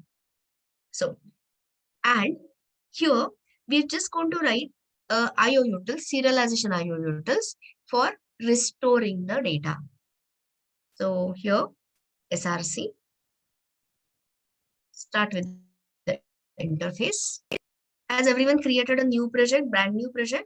Do not copy anything from earlier. Are we all clear, guys? It's a empty project, blank project. Yes or no? Okay, because like I said, I would like to show you things. So here, let's have a utils package and a serialization IO utils interface. And we have already done the serialization part. So add a static method for deserialization, which is nothing but restoring Java object, or there could be multiple Java objects part of the graph. Restoring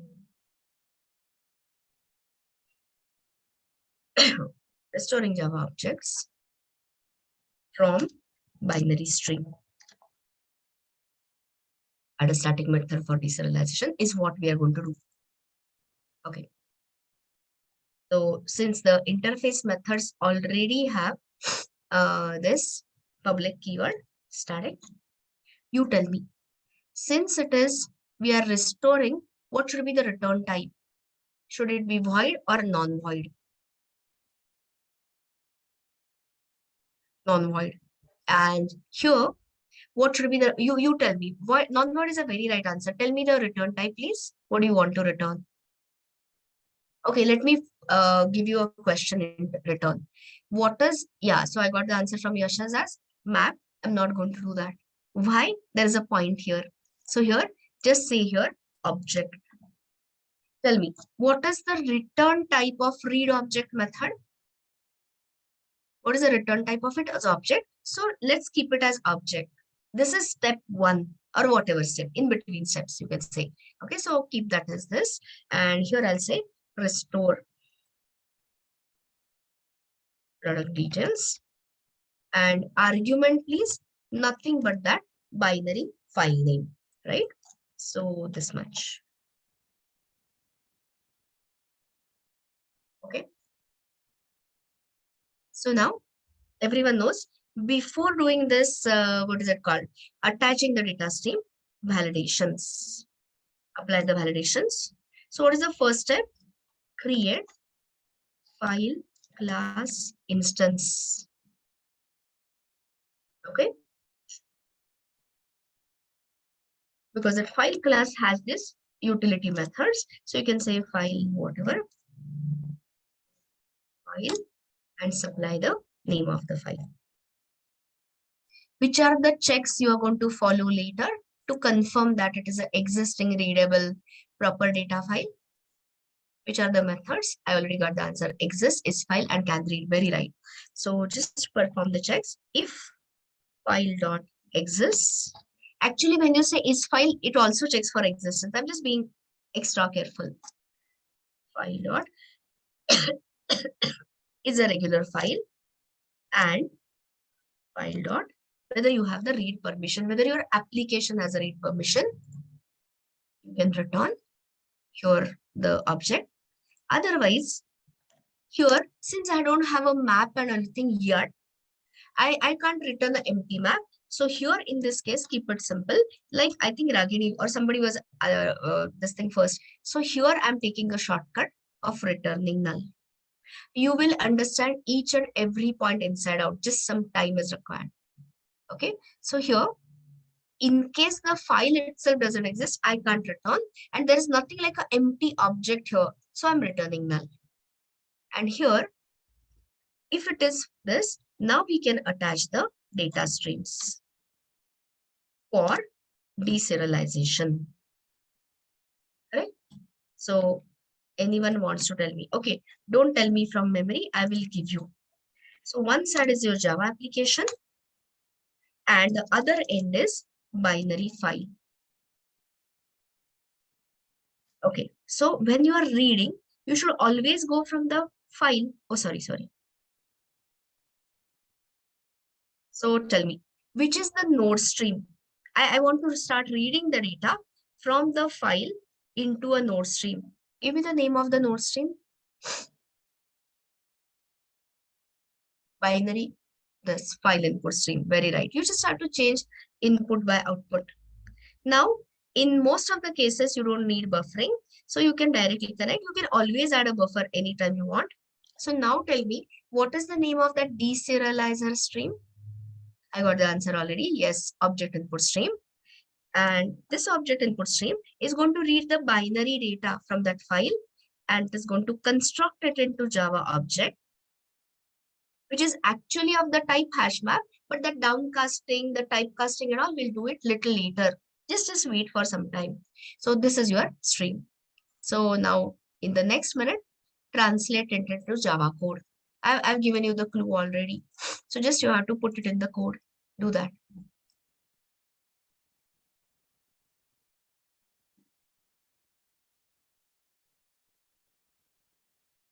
Object input stream, file input stream, and the name of the file. A small suggestion is you can give the name of the file or you can also pass this validated file class instance. Either one is okay. So object input stream, say in object input stream,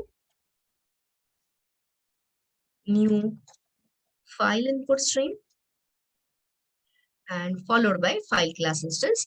Or even if you give file name, it will be I'll not get any exceptions because we have already performed the checks. Okay, so here just take it here and you'll see unhandled file not found exception. So the super class is IO exception. So you can say simply throws IO exception. And here, can you give me the one-liner? What is it I'm going to return? So I'll write the part of it. Next part you write, return what? Yes, you're right. This one, Ganesh, Sumit, all are correct. In dot read object. So can you tell me the line number in my code? Forget the compiler error, we'll fix it in a minute. Can you tell me the line number in the code where the deserialization is actually taking place? Is it 18 or is it 20? Where this reverse conversion is happening? Absolutely correct. So this is where the deserialization is taking place. And then take the cursor here and you'll see it is giving you some weird exception, class not found exception. Okay, just follow the compiler and here include it in the throws class. What is it and all that you will see in couple of minutes. That's why the whole efforts is towards to make you understand what really happens internally during deserialization. Anyway, I'm not answering that right now. You're going to see it yourself. So tell me, is the method complete? Have you finished it? There should not be any compiler errors. Just include in the throws class IO exception and class not found exception. Done. I'll send you in case anyone needs it.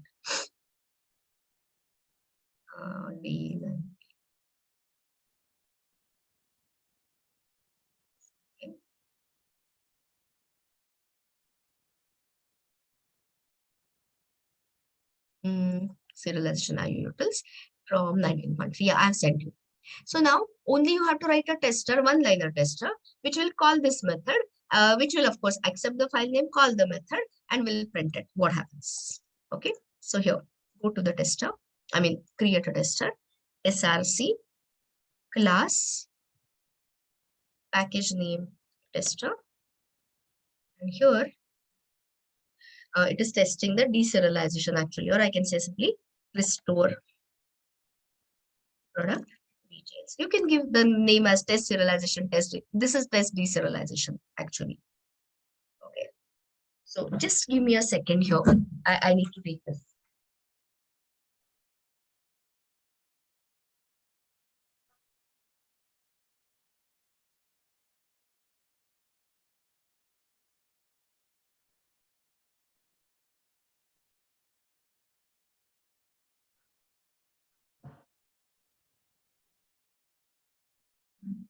I'm so sorry.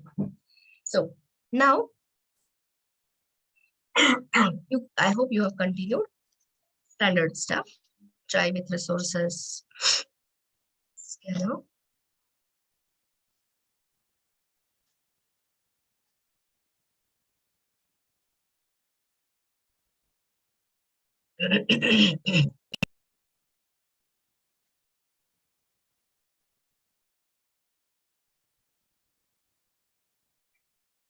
Okay.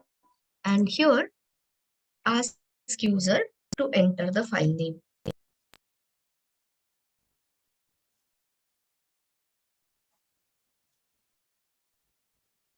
Okay.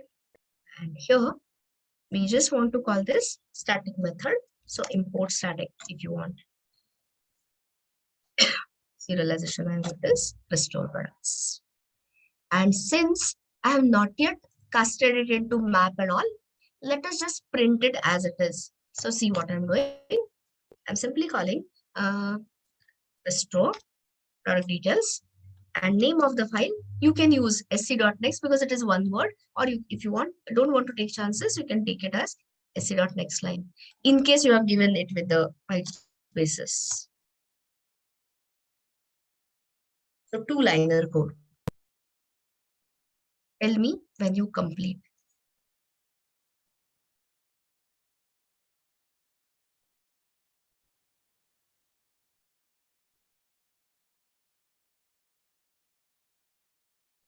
Done? Please don't run it. I don't want you to run it. I just want you to type it out. Those who are not typing along, have you understood what I did is just call the method. That's it. We are doing nothing else. I'm doing. Have you understood what I've written? Respond, guys. Those who are not writing. Okay. So now the question is, when we run this, is it going to restore all the product details and show you the map of products, or is it going to throw any exception? Is it going to work or is it going to throw any exception? So I'm getting the answer as no exception. Try it out. Okay. Don't know. Come on. You're supposed to understand and identify some things. Anyway, I've already given the answer earlier. So what was that? Product start. Oh, sorry. Wait a second. My mess. My bad. Here, forget it about it. Here, what is it your deserializer is going to require? The data file. And nobody, there are 226 who have logged in and nobody reminds me. So the file is missing. So we forgot because it's a separate project. I want to keep the serializer, deserializer. Generally, when we are having a physical session means not online session, offline, proper in-prem session. I ask people to do it on 2 machines and connect it and all that. So currently it is not doing. So take this products.acr, control C. I'm giving simple instructions, follow quickly and click on day 19.3 and paste it. Paste the project products.acr, whatever file under day 19.3. Otherwise, you would have got, yes, you are off track. Otherwise, you would have got this thing, file not found exception, invalid file, null and all. Done this? Okay. So because I totally forgot, you are still going to get the error, but that's not the point. The point is, first, let us not at least have the no data file type of error. Okay. So now go through this. When at the time of giving the name of the file, I suddenly realized. So give the thing products.acr and tell me what did you get. I liked Ankit's answer best. Don't know. Are you going to say this? Don't know to the interviewer. Please try something. 100% you will get an exception. Class not found exception. So tell me, has everyone got? No, there's some problem in the code. Gurish, you follow the code, whatever I've written. 100% you'll have to get that. And I'll tell you, your file name is wrong or you're not copied that file. There are 2 problems, Girish. Check your file name. You must have misspelled it or you have not copied it in the proper folder. Okay, in lab session, I'll help you. So 100%. Is everyone getting the class not found exception? And the name of the class it is unable to load is product. So now stop coding, sit back and understand or answer my questions. Tell me. I'm taking you to the day 1 or day 2 in Java, where we started talking in classes, objects, and everything, object-oriented introduction. So tell me, guys, if you want to create any object in the heap, what is the template of an object? What is the logical template of an object? Quickly, a class. So tell me, if for example, employee class instance has to be created, will the employee class instance get created directly in the heap or something has to happen before that? What has to happen before that? Yes, tell me. The class loading, not new Shubham, come on. The class loading has to happen. So the employee class has to be loaded in the method area and then its template, then its instance, the employee class instance gets created. Everyone understood me? So now, so this is the prerequisite to object creation. Now tell me, what is it which is happening during deserialization? JVM is going to recreate. Currently at the beginning, the heap was empty. There was nothing. So JVM, when you start saying read object, it opens your product.acr, products.acr. If you give the wrong file name, of course, you'll get null value, Girish. So now see, think like JVM. So JVM has started reading the file and first class it has to load in the method area is hash map. So start telling me, hash map, built-in class or UDT? It's a simple questions I'm asking you. Built-in class. Everyone understands it? So will you remember the first day when we met? JDK, JVM, JRE. So when you have this project day 19.3, you have the whole JRE with you. Guys, I know I'm going into too deep, but this is what people expect you if you want to get detailed in core Java.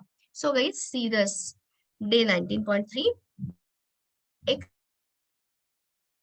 on JRE system library. This thing, what is it called? The packages java.util, and here all that hash map and all is sitting. Ma'am, there is Lag. lag. Okay. Yeah, I read it now. So when I say so many messages, I get to know. So I don't know till what you learned, till what you heard. Here, I'll repeat. Here, expand day 19.3. Am I audible now? There is generally a glitch, around this time. I don't know what the coincidence is. Anyway, so day 19.3, expand JRE system library. Below that, see, this is how it will look. Open that java.base, that is a base module. So open that, and can you see all the Java packages which we have been using? So hash map is part of which Java package? Again a lag? Oh, again you are getting a lag? Just a second, let me change the network.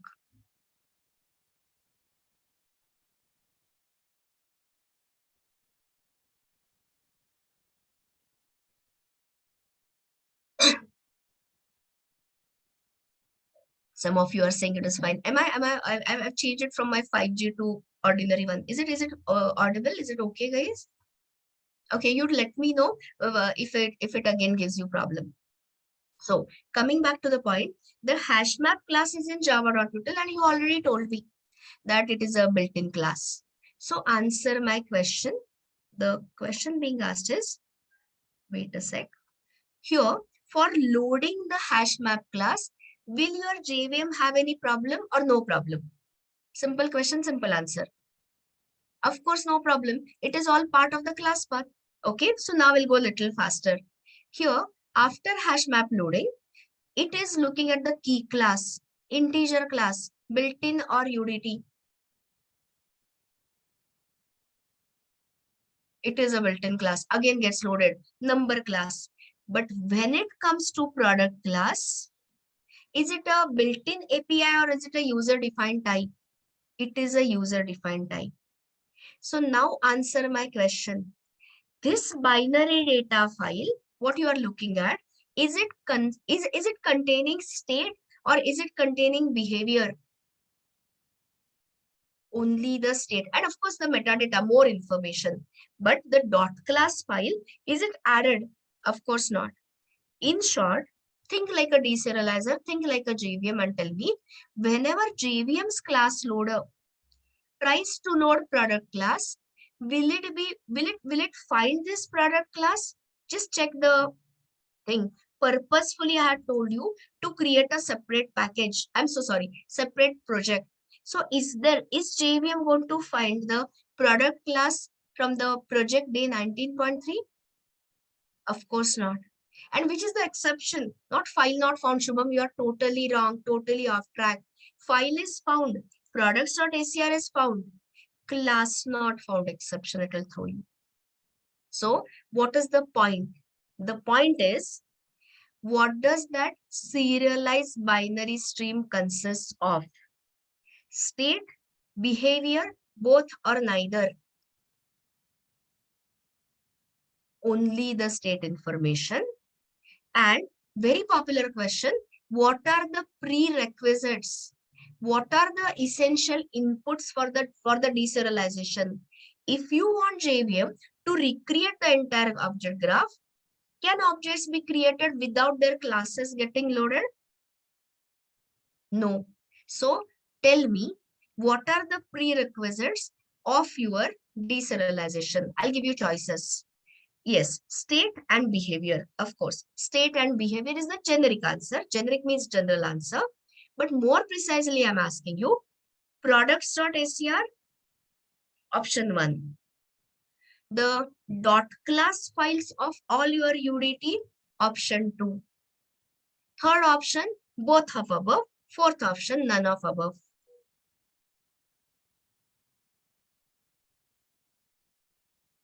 Answer is, of course, both of above. Why you are still playing in option 1 and 2? Guys, I have already given the products.acr, it failed. Remove products.acr, immediately you will start getting file not found. So think sensibly. You need both. And okay, so the whole point was this. So the .acr file or that binary stream does not contain your UDT's class definitions, and that is the reason your JVM is throwing you class not found exception. So now tell me, guys, how to provide this dot class file, how to get rid of this class not found exception. Now, Yash, I can accept your answer. You had given me something earlier. I said you are out of track. You are off track. Yes, tell me, guys. Not just Yash, anyone. Tell me, what is it I'll have to do to make this available, or rather to remove this? So here you will have to give supply. See this. You will have to supply the product class. Okay. So let me go systematically. You are saying com.app.core. Just give me a minute. So suppose you imagine this product class, I copied it into day 19.3. I copied only product. And after you run it again, deserializer, exception, or will it work?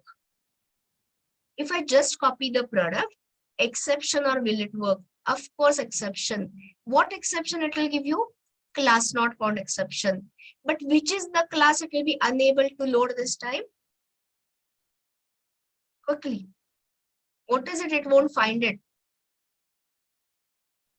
You are missing the point. You are not understanding my English looks like. I said I have already supplied the product class. It is the category class which will be missing.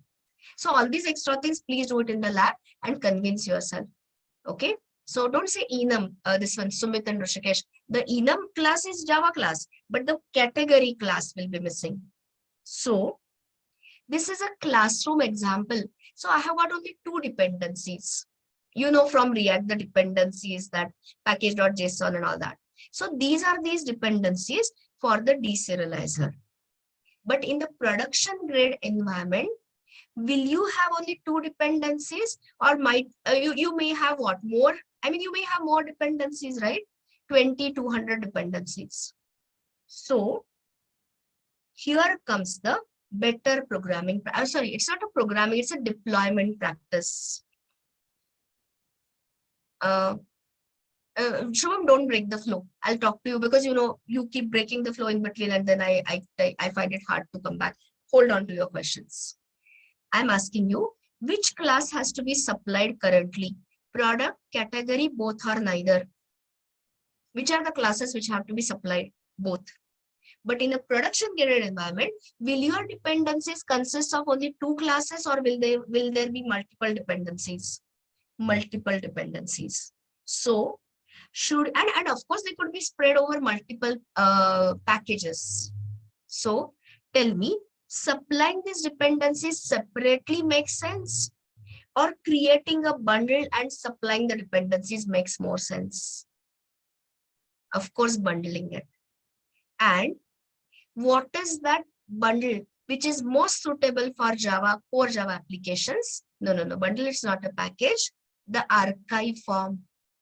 Do you remember the extension jar? What does a jar stand for?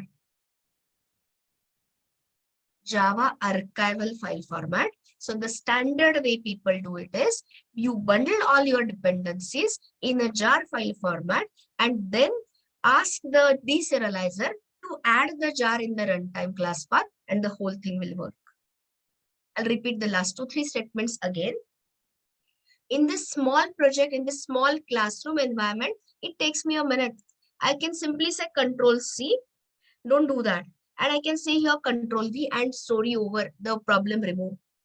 But in the production grade environment, you could be sitting on different machines. You have DevOps. I think you have DevOps training and all that. At that time, you'll understand the whole life cycle and everything. Anyway, so the point is, I don't want to show you something which works in a dev environment and doesn't work in a prod environment. So coming back to the point, instead of copying these classes like this, why don't we bundle? So when I say bundle, people give me the answer of package. But guys, there could be multiple such packages. One is com.app.core. One could be your custom exceptions. One could be additional. So let us bundle all the dependencies under a jar file. And I'll show you, that will give me a chance to show you how to create a jar file. And then you make that jar file available to the deserializer. Understood something? 1%, 2%? So now this is what, in such moments, I want people to work parallelly. So I know only I don't know the percentage. We don't have your polling system. I don't know what percent of people are coding along, maybe 1%, 2%. I really don't know. I have no clue. So guys, those who are not going here with me, remember the steps and please try it out in the lab. So I'm showing you from ID. It is very easy. It's nothing complex. Don't feel scared. It is just on the right click. So now I want to bundle these dependencies into jar file. In simple English, I'm showing you how to create a jar. Okay, so follow the instructions. Anyway, you have recording, so you can always refer to it. So right click on that package. Currently, there's only one package to be bundled. So do it along with me.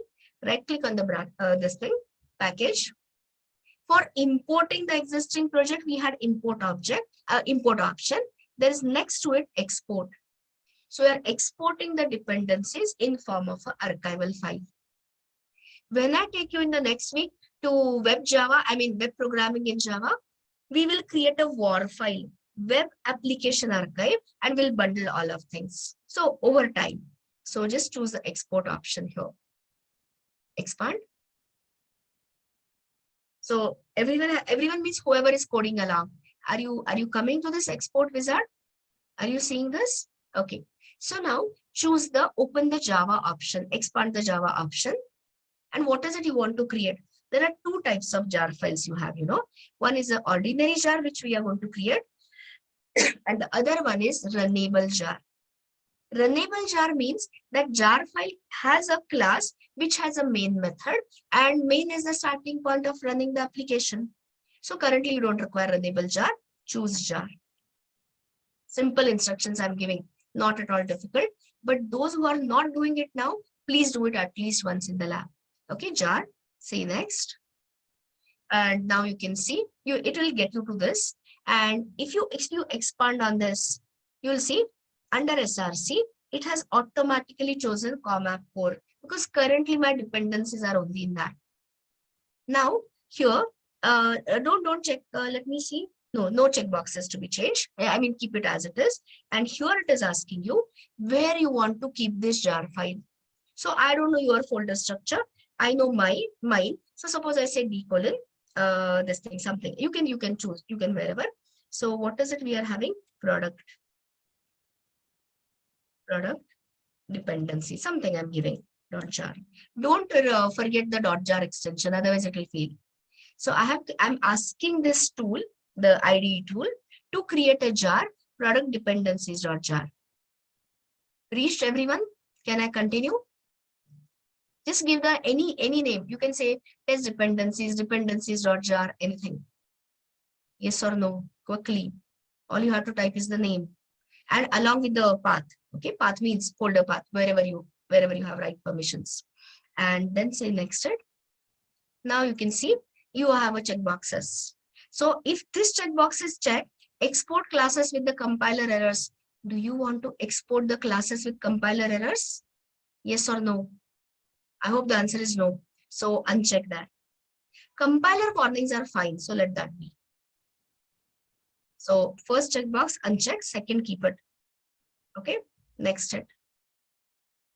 And pause here. It is talking about something called as manifest specification.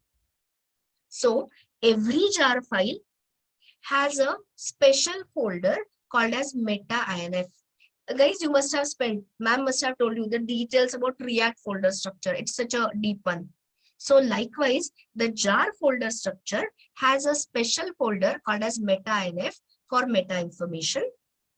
And under that, the jar tool creates a special file whose name is manifest.mf.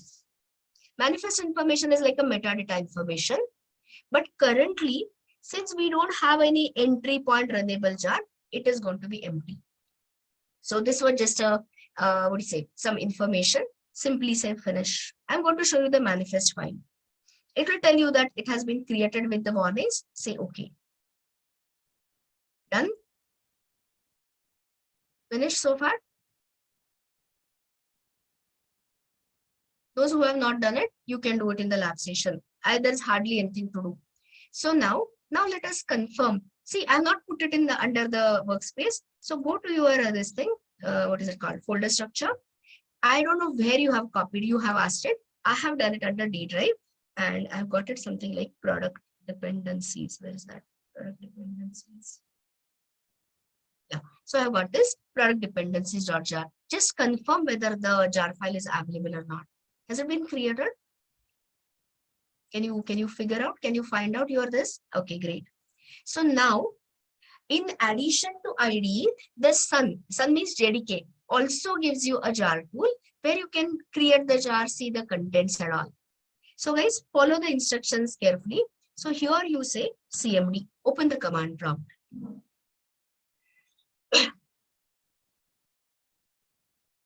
You open the command prompt from wherever you have created the jar. I hope I'm going extremely slow. And the command line invocation itself is jar. And the label, the options are T for tabulating the contents, V for verbose, it will tell you what all are the contents, and F for jar file name. And then you can give the whatever the name of the jar file. Jar, you can write it down. Those who are not doing coding along, you can note it in your whatever notepad or something. Jar, TVF, space TVF, T for tabulating, V for verbose, F for file name. Product dependencies.jar. So it is not going to extract the jar. Jar is like a bundle, like your RAR files, zip files. This is the Java archival format. And when you press enter, tell me, are all these dependencies bundled nicely into that? Can you see your dependency classes? You should be 100%. And I told you the signature document, signature folder is meta-inf, and this is where your manifest MF is. Everyone confirmed the contents of the jar file? Okay, I'll show you similar war file creation and all, but in advanced Java. So now open that. So now your job of jar file creation is ready. So now what is the next step? What is the last step? Let me ask you a question. This particular deserializer, does it have the access to the state? Answer is yes. State is coming from binary file. But does it have those dependency classes here? Answer is no. So now we have to add that jar file in the runtime class path. We will make it available. So follow the steps. What we are going to do is, we have created that jar file. I just want to add it under the runtime class path. So follow along. Right click on a deserializer. Right click. Everyone done this? Can you see the option build path? All these things you are going to require in the next week when I show you JDBC, Java, JDBC drivers, database connectivity and all that. Here it is just a warm up. Found this build path? Quickly, yes or no, some response. Right click on the deserializer project, build path, and come to the last option, configure build path. Reach here and enter that. So here you will see this particular wizard. It will show you Java build path. Now, this is the tab. This is the third tab. First tab is source, projects, and libraries. Click on the third tab. So under libraries, can you tell me which are the two things you are looking at? You must be looking at module path and a class path. Yes or no? This modular system, they have introduced JPMS from Java 9. Currently, I mean, it's not under your contents. So click on the class path. Ignore the module path. The module path already has your JRE. So click on the class path. And can you see the second button here? Add external jars. Click on that, add external jars. And here, now you have to give the jar file which got created. So I created it in this D drive. So this was your product dependencies.jar. Open it. So I don't know where you have created. So your class path should reflect, class path should show the product dependency or whatever dependency jar you have created. Managed. Because if you ask me to repeat, I can't go back. I mean, I'll have to delete everything. Okay. Whatever help you require, we will help you in the lab session. Okay. And you can say up. So it should see carefully. Module path showing the Java SE library. class path showing the additional jars. Apply and close. And now tell me, or you should be a good observer in order to be good developer. So under JRE system library, is everyone looking at reference libraries? Expand that. Are you seeing your jar file there, product dependency jar? So has it been copied under the project? Of course not. It has been simply added in the build path. Okay, it has just linked it. And when you expand that, you will see your dependency classes, package dependency classes, and expand that meta-inf and have a look at manifest file. So this manifest file is currently empty, just has a version, no details, because this is not a runnable jar. If I get time, I'll show you how to create a runnable jar. So there will be additional entry main class, and that will be the name of the class, which has the main method. Everyone found this? The manifest mf file, etc. Found the class path properly? Is it showing correctly, guys? Okay. Now you just have to run the deserializer again. So how do you run anything again? You know this is run button. Expand on that. Restore product details. Don't misspell the product file name, guys. Otherwise, you'll get null. Products.ser and tell me, has it restored the entire object graph, which is nothing but your hash map correctly, or is it still failing? Working or not working? So this was the effort I wanted to take in order to show you what are the actual internal happenings of deserialization. And I hope you have understood this, that during deserialization, you need to supply both the binary file and the jar containing jar or dot class files is your choice. Better option is jar, which has all the UDTs. If you read me, these things, serialization in detail, you will see somewhere there are a lot of things I have written. So what happens during deserialization? This is the complete internals and all that. So some of the things you will not understand because I have not yet covered the reflection part. But this part you will understand. What are the prerequisites? What is it your JVM will require during deserialization? Of course, it is going to require the bytecodes.class file, which is the Java built-in classes it already has. So basically UDTs and binary data stream, which contains the state. In short, the answer is state and behavior. Okay, so this is what is giving you the proof of concept. Unless and until you we supplied state and behavior both, deserialization did not work. So I hope it is working for everyone now. Clear? Is it working completely properly? Okay. So now I have some 7 minutes. So I'll just try to take it. And whatever I can, of course, we are going to take it tomorrow and then continue to threads. So let me ask you a question here. Still keep them in 2 separate projects. I have something more to say. So let me say this. I am asking you a question. Or okay, let me not say this. Let me do it in an easier way. Open your console, please. And copy this line. Copy this, whatever. Or you don't have to copy, you can watch me doing this. Let me open it in some notepad. And here I have a question. So take a look at this output. I got it halfway. Wait a sec. I did not copy the whole thing. My mistake. I'll copy the whole thing. Give me a second. Okay. So take a look at this particular map. You know how the map looks like. It is key and a value stuck together. So this is like, don't expect any sorting order. It is a hash map which we are restoring. So this is the key and this is the value. So now I have a question. Are the complete details of the product restored or has it restored the partial details? Partial or complete? Has it restored all the details or only partial details? It's an easy question. complete details. As in, I can read the product ID, product name, category, date, and the price. So complete details are restored. Understood the statement? So now I'm asking you, now please open the product class.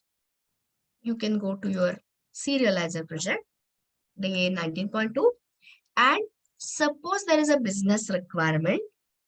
The business manager told me that I don't want to, some reason, I don't want to store this manufacturing date in the binary file. I want to skip the date, manufacturing date from the serialization, and later, of course, it won't be available to the deserialization. If you ask me why, suppose there is a business need, I don't want to write the date stamp there. I just want to exclude it. So till now, what we have said is serialization is all or nothing. That is, when the moment you make product class serializable, entire details of this product class were stored and later you saw them restored. So the question being asked is there any option in Java? Is there any way in Java where I can exclude, where I can control the serialization, where I can exclude some of the data members from serialization? It's a Boolean question, yes or no. Is there such an option or no option? Did you understand what I said? Yes or no? First respond that. Is the question clear or question is not clear?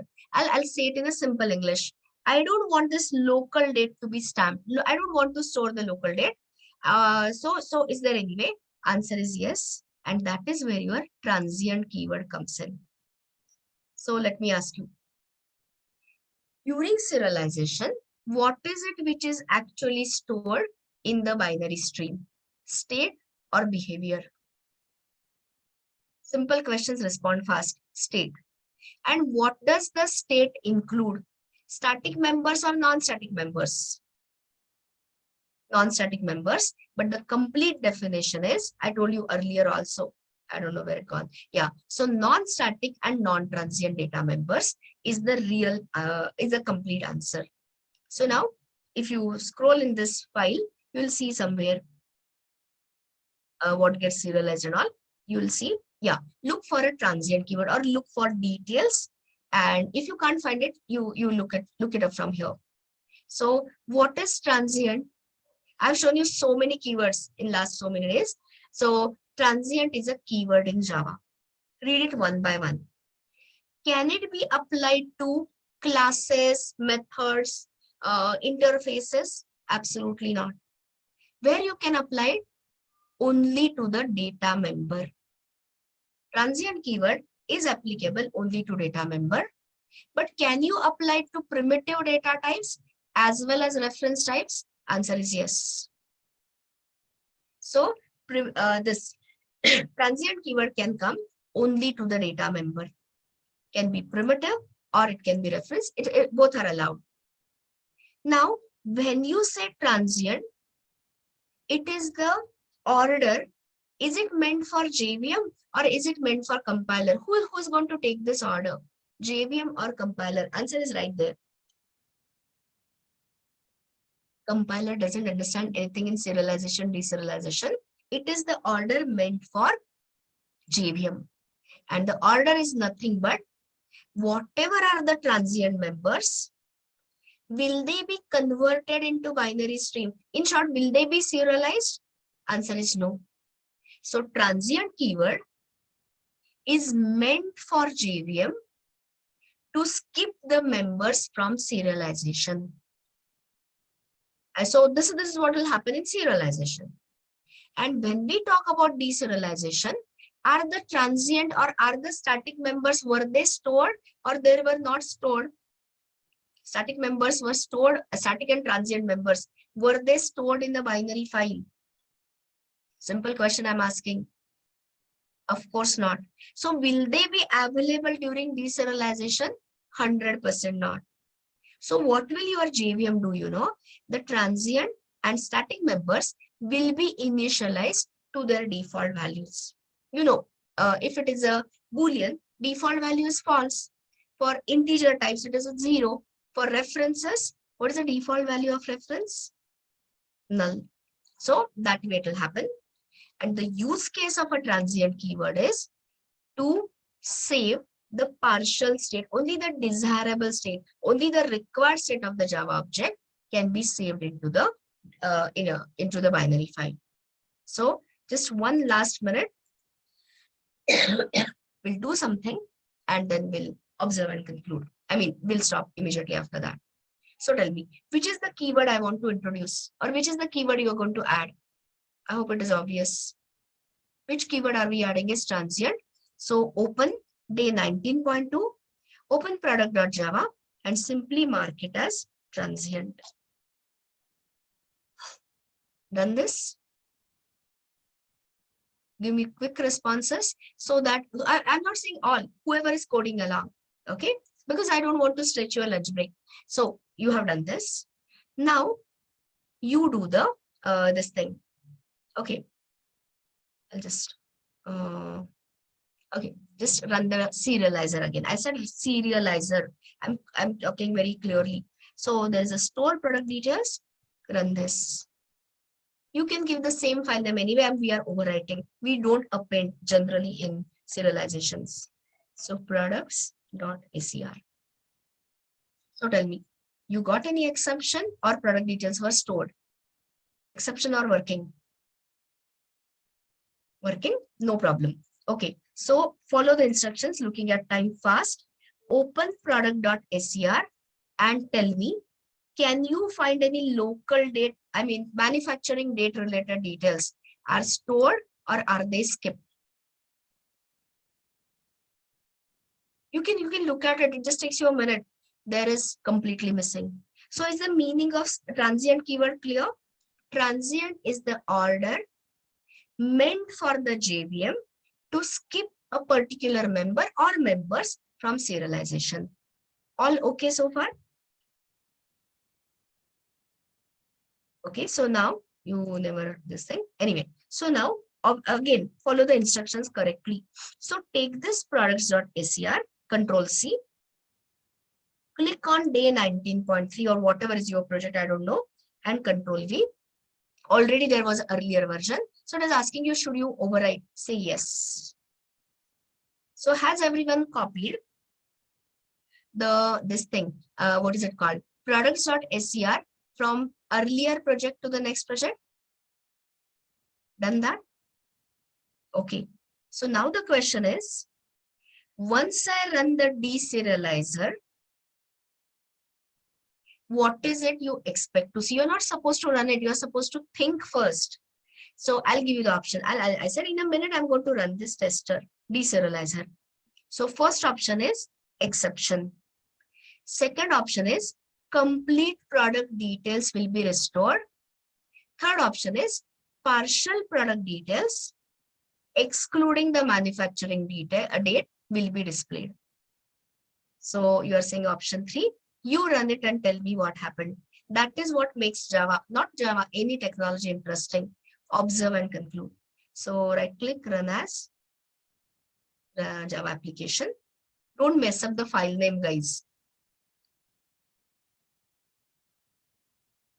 And 100% you will get an exception. And that is when you will start understanding the interesting concept of a serial version unique ID. So I'm stopping here, of course. You will get invalid class exception. That's just a name. But it will tell you something that one serial version unique ID is not matching with other thing. So all of that and much more later. Everyone got got the same exception, guys? Okay. So things are definitely something, I mean, things are definitely more interesting than what appears at the surface level. So that is the chance for me to explain serial version unique ID later. So we are stopping here. You join the labs much earlier than I do. So definitely you have a lot of things to revise it completely. And when I join, if anyone requires any help in jar file and all, jar file, no, wrong this thing, Sangram. Jar file is in that runtime class. Anyway, don't guess. Let's not do the blind guessing game here. We will do it everything properly. You are on the right track, but some things is missing. So give me time. So please do the revision properly. Finish whatever pending work you have. And today, I'll definitely need 1 hour or 1.5 hours to be on the safe side from you, to give you more details or give you something. Get the proper assignment, end-to-end assignment done in serialization, deserialization. So that will be all. I'll upload everything along with the instructions. Start the revision. I'll join the lab session soon. That will be all. See you around.